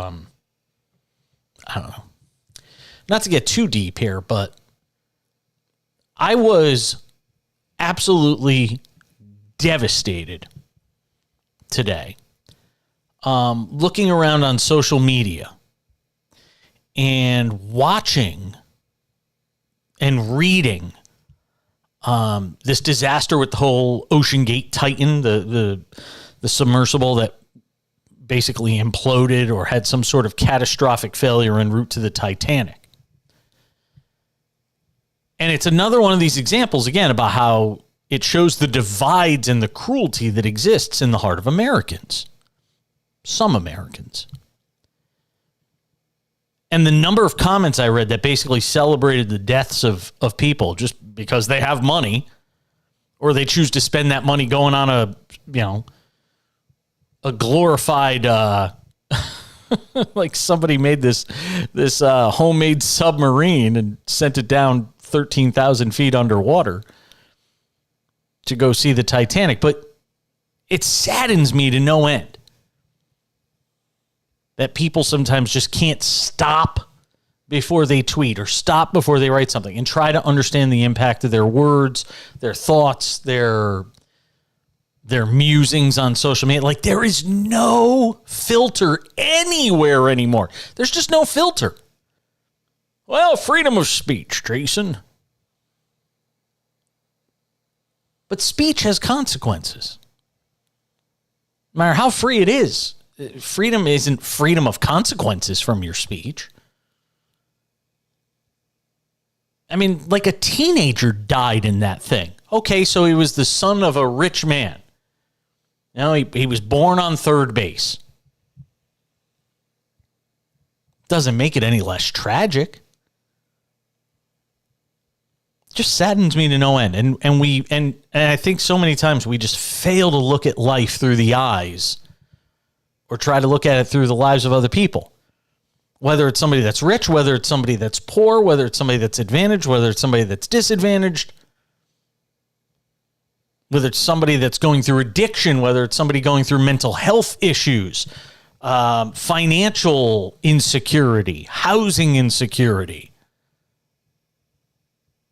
If you're not going through any of those things, you're lucky because somebody is. Illness, physical or otherwise. And I just don't understand sometimes the darkness in people's hearts when it comes to something that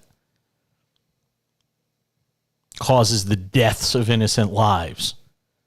You can, there was a ship that capsized, and I believe like 500 people that were fleeing got washed up and a bunch of people drowned, and some of them were kids and women and children and all this. It was terrible. You can mourn that and mourn the loss of these 5 souls that went down to go and look at the Titanic and their ship exploded or imploded. We don't know which. You can mourn both. It's not an either or proposition.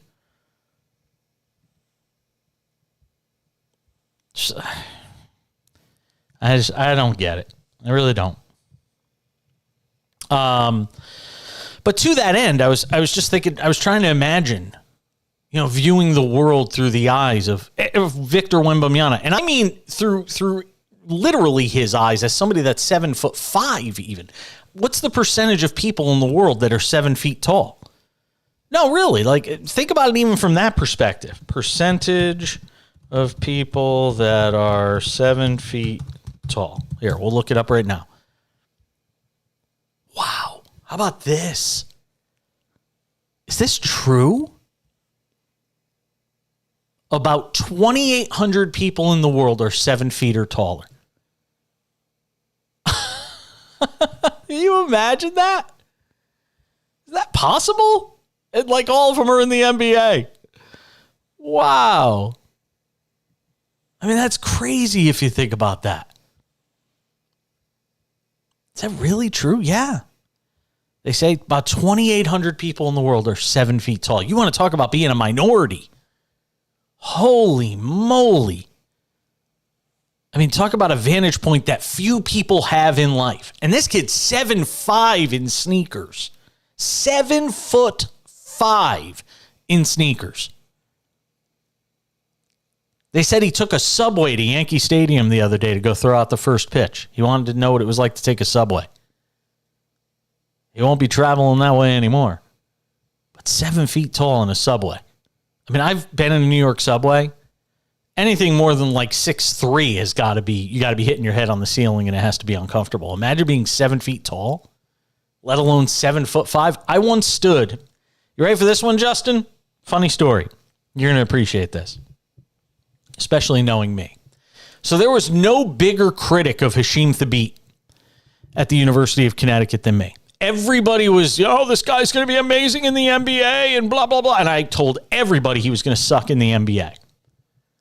And it wasn't anything personal. I knew enough to know this guy was not going to translate to the NBA. And lo and behold, I was right. But anyway, I'm on in Hartford, Connecticut doing afternoon drive saying this, steps from UConn. It didn't make me very popular with the University of Connecticut.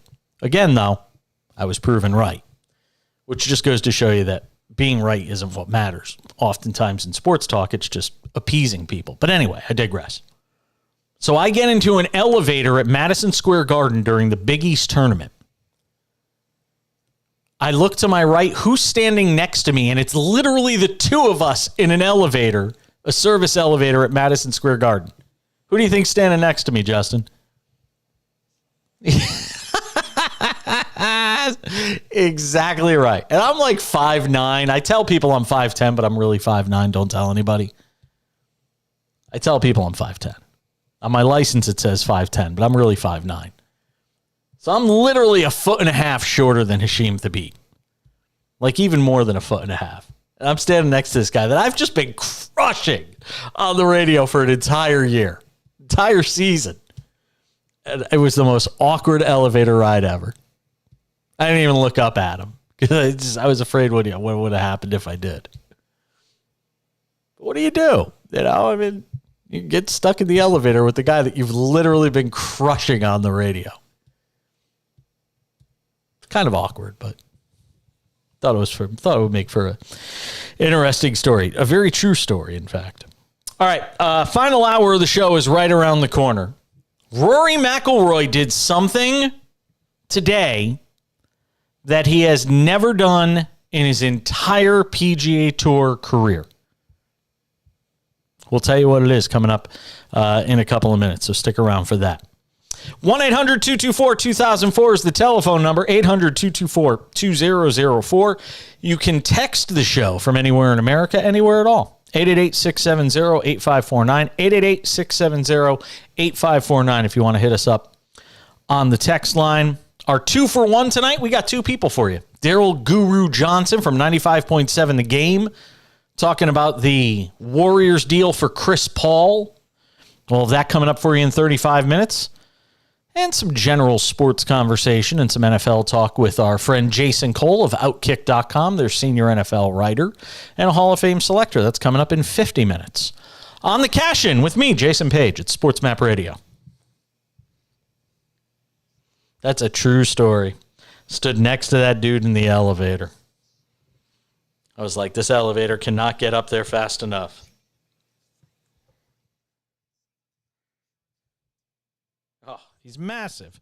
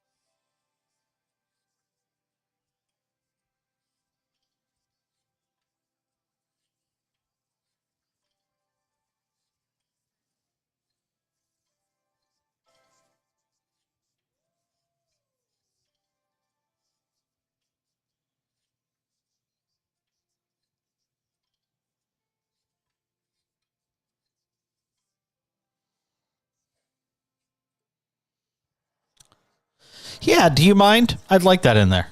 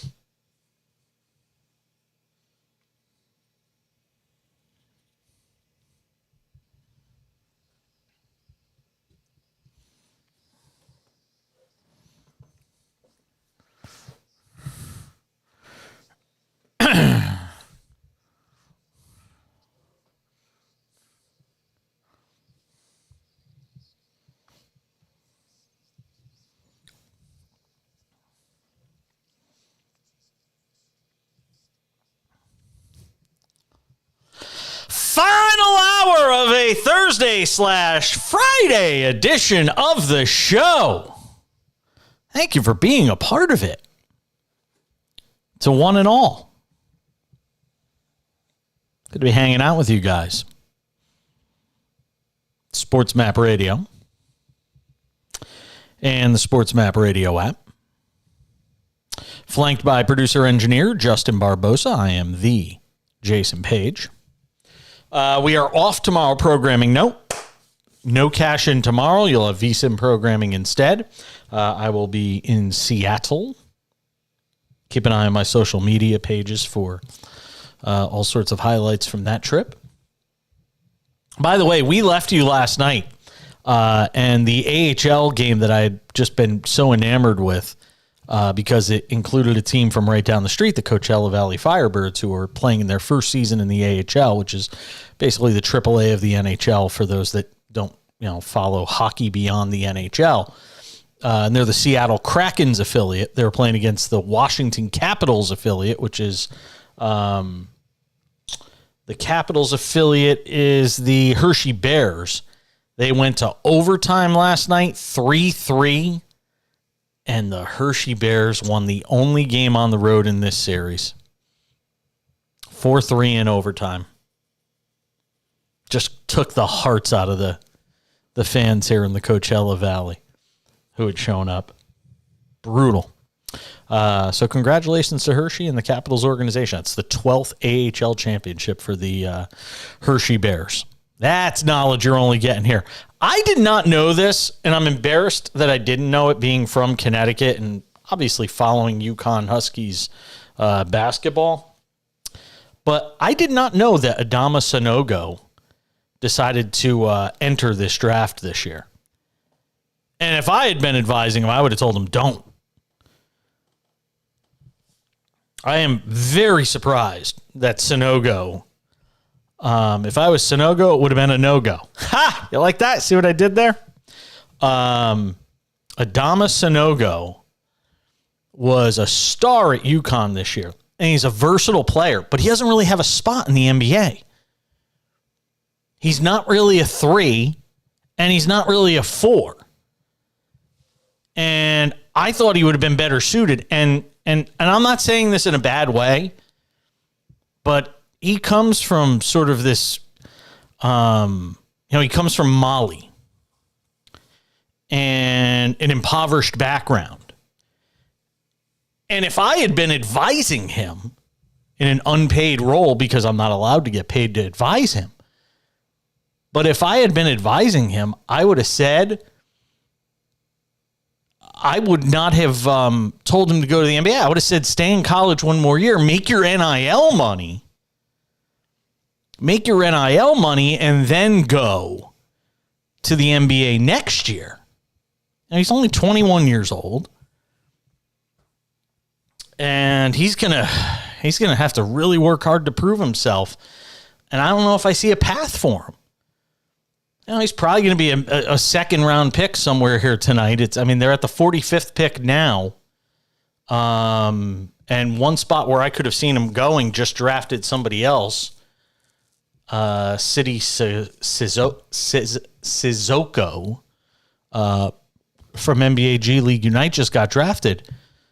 And Sanogo's still out there. And San Antonio would have been a good spot for him where he could kind of grow and there isn't the pressure to perform day one.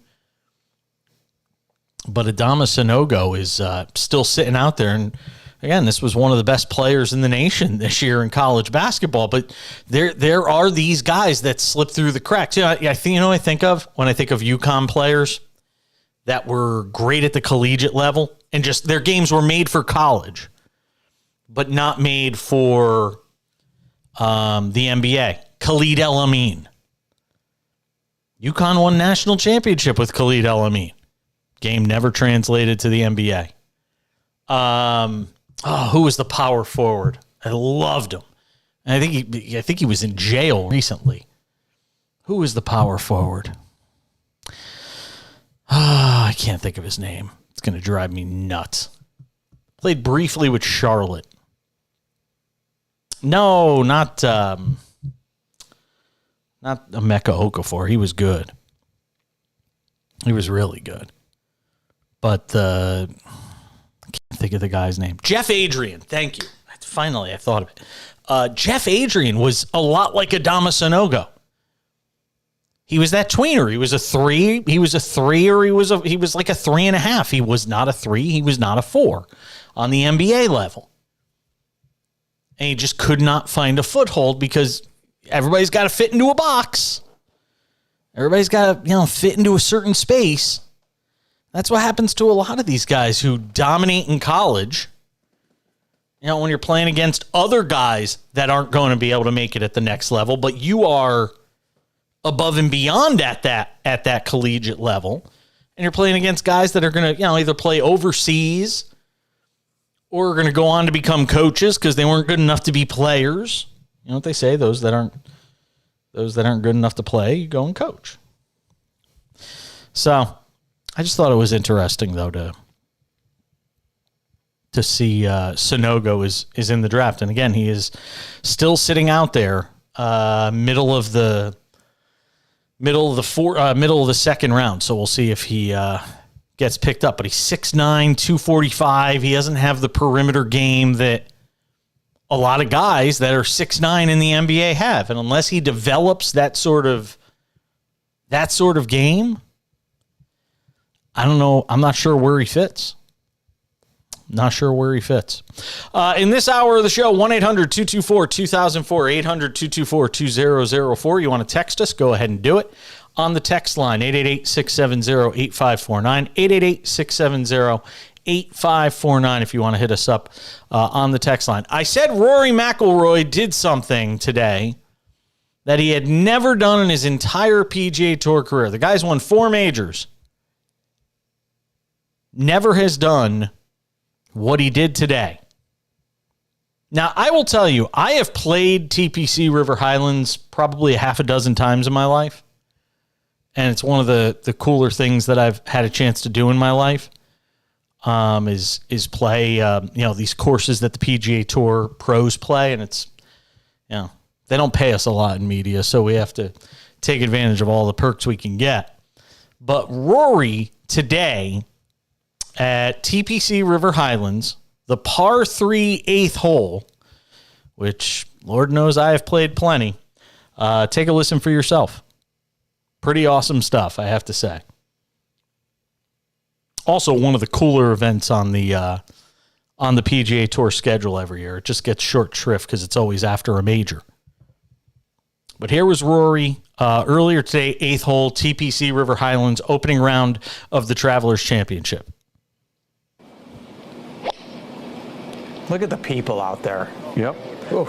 They always show out for this event. They really do. It's a real community event. Oh, do it, do it, do it. Hey! Hey! Well, that's one way to solve the putting woes. Take the putter out of the equation. An ace for Rory McIlroy on the 8th hole from 218 yards. Could you believe that a player with the gravitas of a Rory, with the skills of a Rory McIlroy, that's his first hole-in-one on the PGA Tour? I've come within about a foot of a hole-in-one, and I've always said if I hit a hole-in-one, I might just walk off the course, and it'd be the last shot I ever hit. I say the same thing about bowling a 300 in bowling. I've shot like 287 a bunch of times. And despite the fact that I'm a pretty accomplished bowler, I've averaged over 200, a couple times, and I'm consistently, I can compete with really good bowlers. Believe it or not, for bowling since 9 years old, I've never been able to throw a 300. I always choke when it matters at the end. Get to like 10 in a row. Nope, can't do it. I know. It's terrible, but it's happened to me more than a few times that I've had 10 in a row and I can't even get to 11, let alone an opportunity for the 12th strike. If I hit a hole-in-one, though, I might just walk off the course. Just leave my clubs there. Anybody wants the clubs, you can take them. I'm done. Just walk off. That'd be it. Golf is tough, man. If you've never played golf and you're one of those people, I won't play golf. It's, knock watching it on TV because it's too slow or all this stuff. You have no idea how hard golf is. Golf is really tough. But congrats to Rory. Hole-in-one today at the Travelers Championship, TPC River Highlands. The week after the U.S. Open, it is the soft landing spot for guys on the PGA Tour because after the U.S. Open, they need it. They set up the course really easy, and guys just tear that place up. Denny McCarthy today shot a 60. He was 10 under. 10 under for Denny McCarthy. Best I've ever shot on that course is the 80s, and it's not from the Pro Tees, I can tell you that. Denny McCarthy, 10 under, your leader after the opening round of the Travelers Championship. Adam Scott, 2 shots back along with Keegan Bradley, who's from up that way, up in Massachusetts, so he's got a lot of people cheering for him. As for Rory on his day, after narrowly missing out on winning the U.S. Open, Rory is 2 under. He shot a 68 today. He's got an early tee time on Friday. We'll see how he does.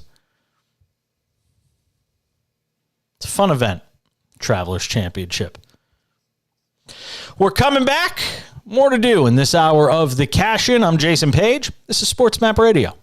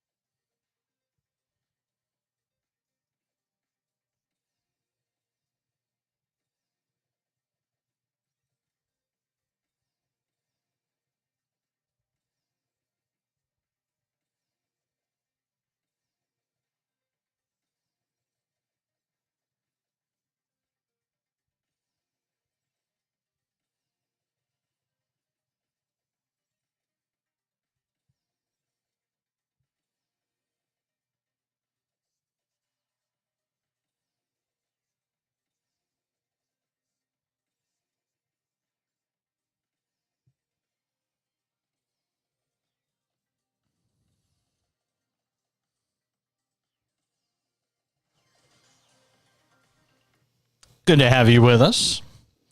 SportsMap Radio, the SportsMap Radio app. Coming up in 15 minutes, the 2-for-1, which tonight is literally two guests. We'll be joined by my good friend Jason Cole coming up in about 30 minutes. But coming up in 15, we'll talk to my friend Daryl Guru Johnson from 95.7 The Game. Their midday host, get his thoughts on the big trade of the day in the NBA, really the big news of the day in the NBA. I mean, the NBA draft has pretty much gone according to what everybody thought it would. The only question, was who was going to go number 2 and who was going to go number 3.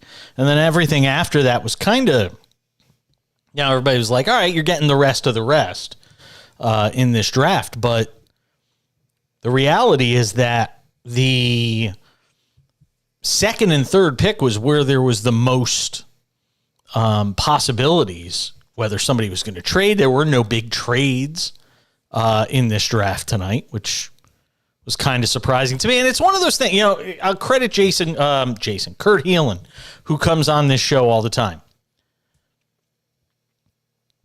Absolutely. Kurt Heelan said it on the show. You can't believe most of what you hear during draft season when it comes to trades in the NBA. You can't believe it. Because you watch, this NBA draft, and there were not a lot of big deals. There wasn't anything really that happened. We heard about the Pelicans potentially making deals. We heard about the Blazers potentially making deals. We heard even the Hornets saying that they had people that they were talking to. Nada. Zion Williamson is still a New Orleans Pelican. Damian Lillard, as of right now, is still a Portland Trailblazer. Status quo for the most part. The only question was Brandon Miller or Scoot Henderson at number 2. And ultimately, the Hornets decided Brandon Miller. And look, I as much as I knocked the Hornets for their drafts in recent years and sort of everything they touches turns to mush.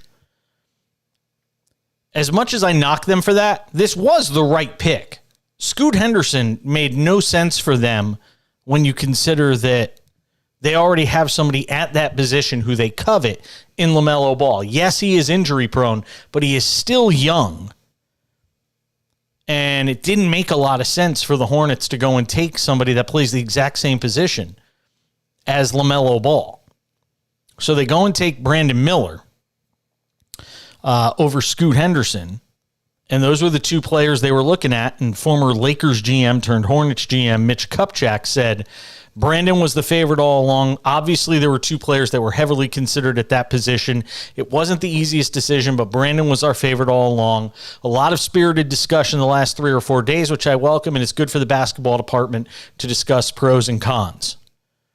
And both of them were brought back to Charlotte for a second round of workouts and interviews earlier this week, according to Adrian Wojnarowski, before the Hornets ultimately went with Miller, who's 6'9", SEC Freshman of the Year, Freshman and Player of the Year awards for the SEC. And he says there was basically 100% consensus on going with Brandon Miller.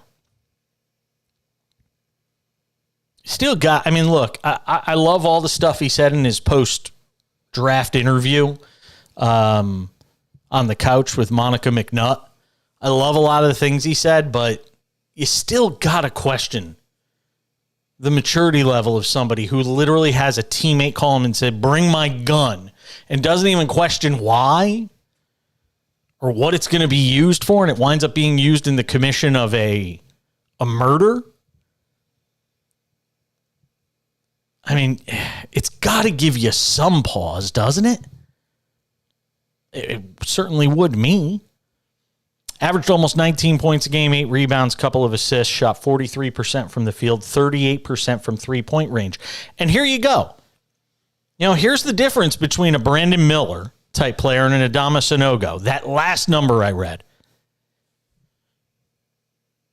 Sanogo's numbers are every bit as good, except you can't stretch the floor with him because he can't shoot the three. So he can't bring people away from the basket. So what's he ultimately giving you?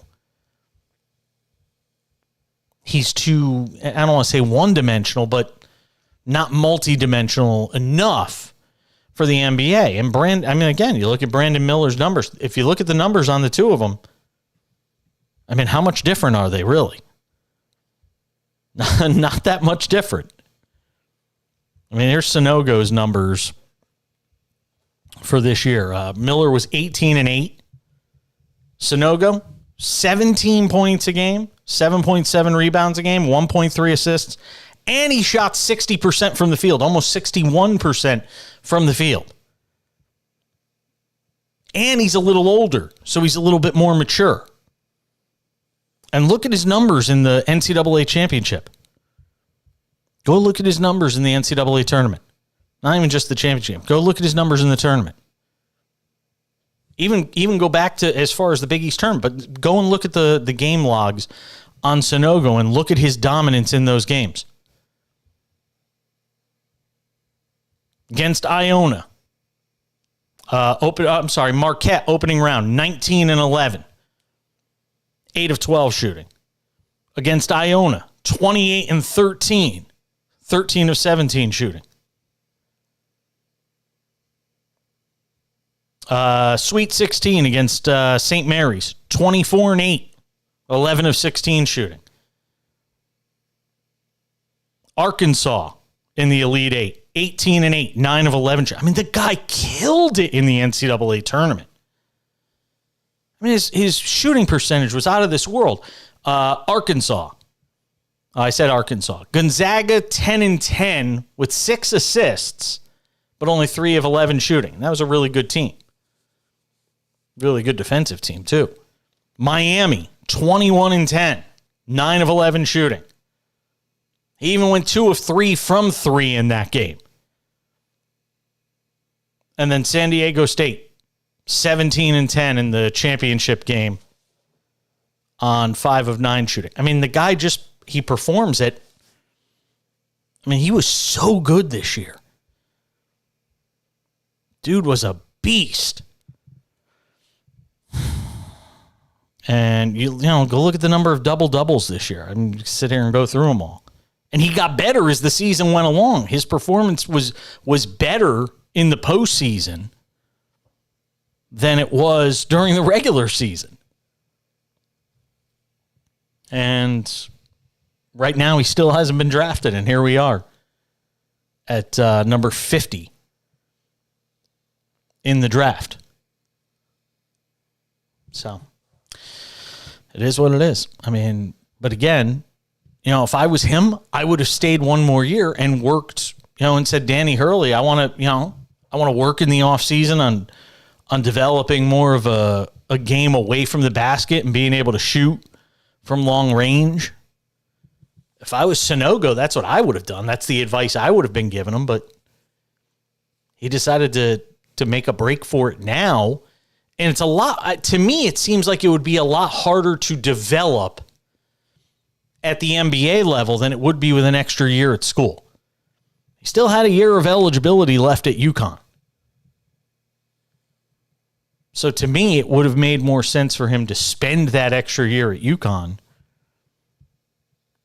and try to develop a perimeter game and increase his value for next year's draft. But again, made the decision to come out now. And who knows if it's financial considerations. What's it going to be? I have no idea. No idea. Before we get into the 2-for-1s, couple other quick notes to slip in before we go. LSU vacating wins for 3 different seasons. How does this affect Les Miles' Hall of Fame eligibility? There's already plenty of people that are asking that question. Certainly something to look at on another night. But LSU getting crushed by the NCAA. Vacating 37 wins as part of NCAA penalties announced on Thursday. From 2012 to 2015 because of recruiting violations stemming from impermissible benefits paid to the father of former player Vidal Alexander by a former booster. The school self-imposed the penalty, which was revealed on Thursday. Miles coached LSU from 2005 to 2016, went 114-34. On the other side, let's talk about the Chris Paul trade to the Warriors for Jordan Poole. Daryl Guru Johnson from 95.7 The Game will join us next.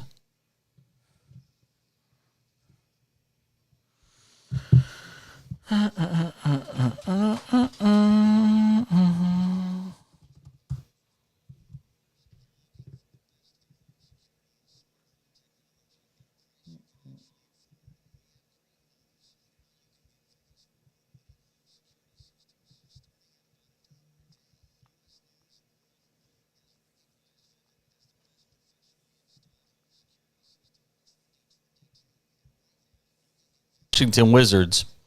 I thought there was nobody better to bring on to talk about.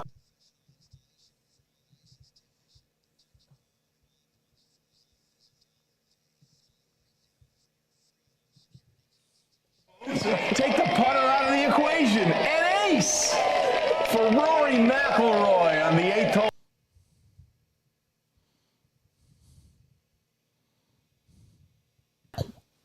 I'm going to steal a line from my kids. I threw up in my mouth when I heard that Jordan Poole and his promising future, a guy that you paid because of his great strides he made after going to the G League, you gave up on that. Shoot. Didn't suspend Draymond Green. Do you have and the reward Daryl Jordan Guru Johnson Poole interview that you for can get to? dealing with getting humiliated in front of the nation on social media for the old Studebaker that is Chris Paul, who cannot stay healthy and cost Phoenix any chance. I might have it ready on your Wizards.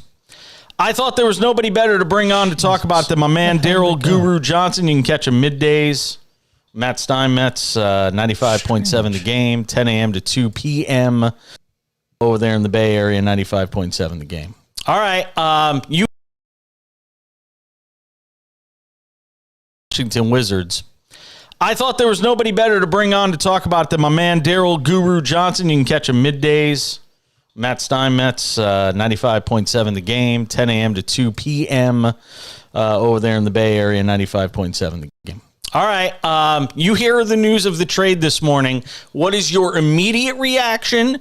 And now that we're like 12 hours removed from it, what's your reaction now? I'm going to steal a line from my kids. I threw up in my mouth when I heard that Jordan Poole and his promising future, a guy that you, because of his great strides he made after going to the G League, you gave up on that. Didn't suspend Draymond Green and reward Jordan Poole for dealing with getting humiliated in front.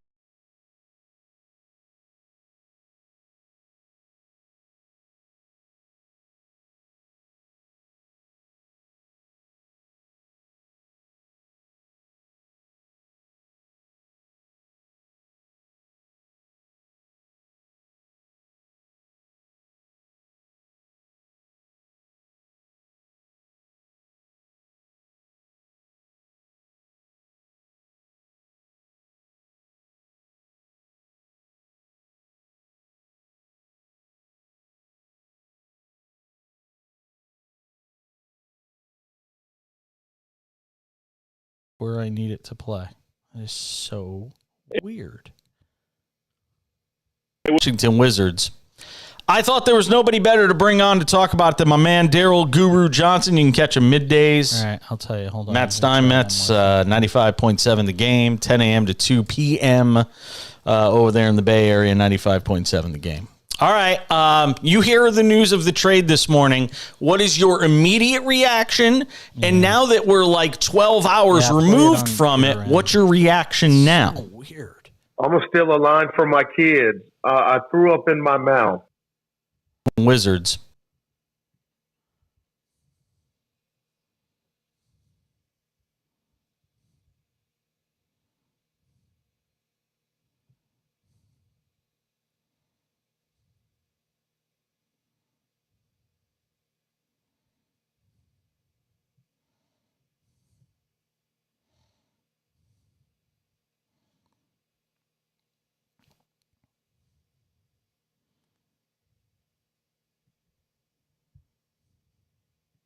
Wizards. I thought there was nobody better to over there in the Bay Area, 95.7 the game. All right, you hear the news of the trade this morning. What is your immediate reaction? And now that we're like 12 hours removed from it, what's your reaction now? I'm going to steal a line from my kids. I threw up in my mouth when I heard that Jordan Poole and his promising future, a guy that you paid because of his great strides he made after going to the G League, you gave up on that, didn't suspend Draymond Green and reward Jordan Poole for dealing with getting humiliated in front of the nation on social media for the old Studebaker that is Chris Paul, who could not stay healthy and cost Phoenix any chance of advancing this year in the playoffs. I know Bob Myers is gone. It's been about 2 weeks, but good God, we will talk about this draft pick because my son's team manager at Santa Clara, Jason, I've seen Pazinski, if I'm pronouncing it correctly, play. That's not what they need. I am shocked, Jason Page. That makes two of us. And look, at the end of the day, there's a bunch of statements that come out of this from me from the Warriors without them saying a word. One, they're going to try and hold this thing together, hold this core unit of Draymond, Steph, Clay, Andrew Wiggins, that they're going to ride this thing until the wheels fall off. That's the first message that I get, because they could have gone one of two ways here. They could have said, you know what, we're going to let Draymond go. At the end of next year, we'll let Clay go. We'll start the rebuilding process. We'll get assets maybe in exchange for something like that. But instead, they've said, we're going to try and go at least on one more run with this group, which after everything I saw this year, after everything I've seen from the rest of the conference, they weren't winning a championship by running it back with the group they had. It was time to start the slow teardown. You could still win games. You could still be entertaining. You could still draw fans into that arena, win 50 games, lose in the second round of the playoffs, because that's what they were going to do as currently comprised. Now they go get Chris Paul. They get worse defensively, and they weren't good defensively last year. You get worse defensively. You've got a guy that's injury prone, and you shipped off a 24-year-old who just 9 months ago, 10 months ago, you were proclaiming as part of the future of your franchise until Draymond Green punched him in the face. And you made the statement that we're choosing Dre, who punched this kid in the face, over this 24-year-old. On every level, this makes no sense to me. Jason, now if I were a teacher and had the red pen, you would get an A+. I'm looking for those answers. And you know what? I'm going to keep it real like I always do. I understand them picking the Warriors culture, Dre over Poole. But the fact you didn't suspend Poole, to me, I got to go back to that. I'm going to judge Jordan Poole, and you could call me a fool on the 2022 version. Okay, the guy that helped beat Denver in the playoffs and helped the Warriors get a title beating Boston. I don't know what was going on with him. Jay, I had a joke on the show with Steinmetz that he was playing Jordan Poole in dress shoes.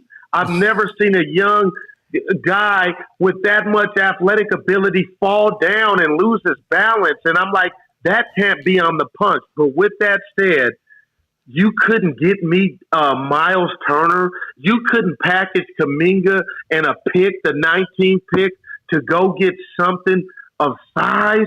And I'm not hating on the kid from Santa Clara. He'll probably be in the G League. But again, you're telling me the 20 points that Jordan Poole was bringing to you off the bench, 25, 28, Jay, and more stretches when Curry or Clay were out, you're going to give that to Chris Paul? Miss me. And this is when I went Inspector Gadget, and I figured it out today. Joey Lightyears has been spending $500 million on his payroll. He's almost deserved what I'm about to say, a pass in that sense.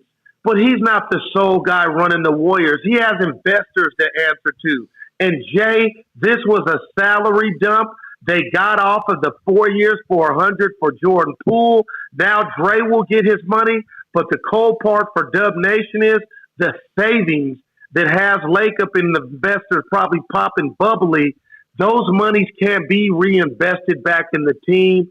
So This to me, Jay, was a salary dump. You cannot sell me on it being anything else. And don't dare, I hadn't heard you, please tell me the Warriors are closer to a chip than they were 16 hours ago when they had Jordan Poole. I don't know if they are.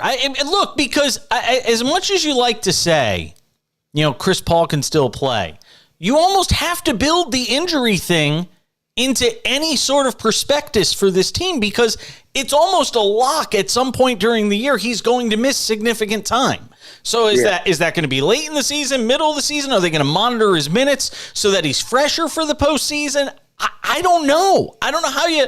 I just don't know how you can count on Chris Paul being there when so many times when it matters most, he's not. And here's another thing, Goo, and I want to get your thoughts on this. Yeah. What I'm trying to figure out is Chris Paul's style within this locker room and this dynamic. Oh, man. He likes to be an on-court coach.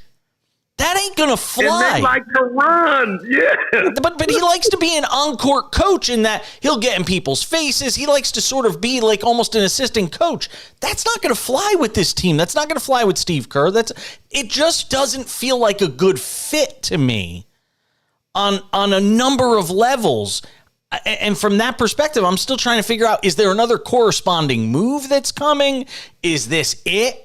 Because if, look, like I said at the top of the show, sometimes if we looked at a Picasso halfway through when he was painting it or early on, we might have looked at it and gone, I don't know who this Picasso guy is, but he ain't going to amount to much.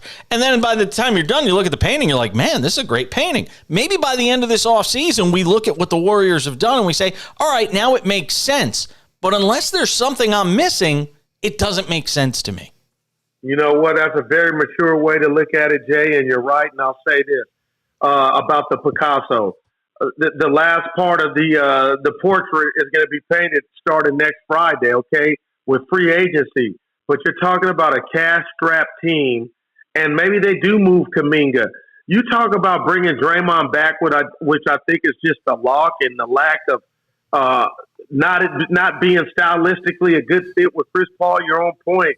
But what about Kuminga now with Wiggins in his way, with Dre in his way? I just don't get it, Jay. They've gotten smaller and they've gotten older, and I picture the Warriors. I watch them nightly. They like to push the ball. Jordan Poole did that. Was he perfect? No. But Chris Paul, okay, yeah, you're going to play 24, 25 minutes a game, but my partner told me this, Steinmetz, so you tell me what you think. The last 4 years, Chris Paul has played more regular season games than Steph Curry.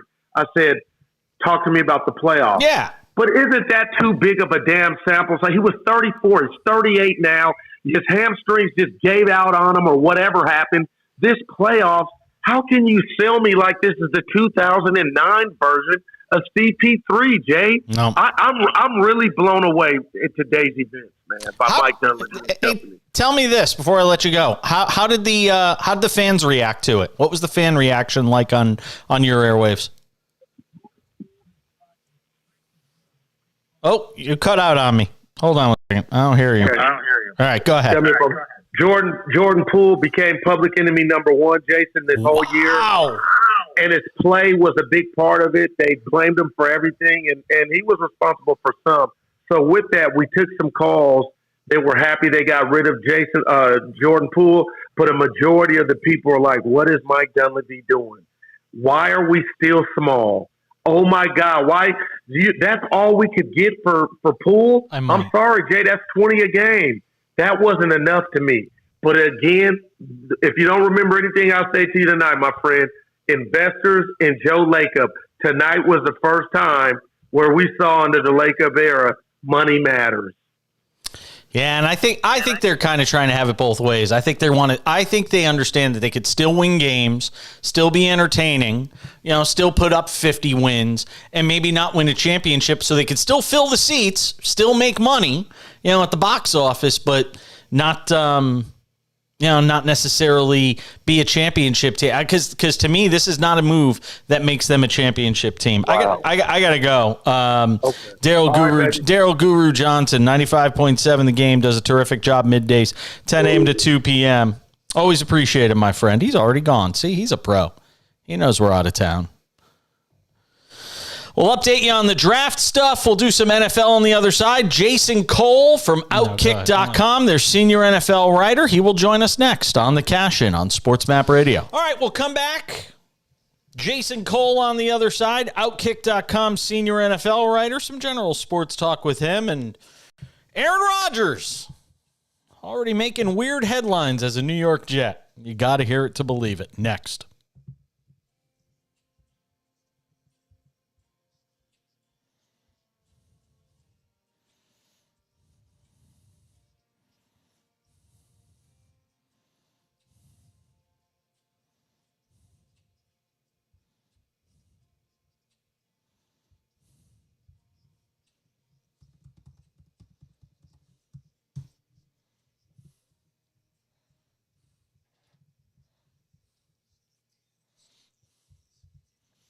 See if this...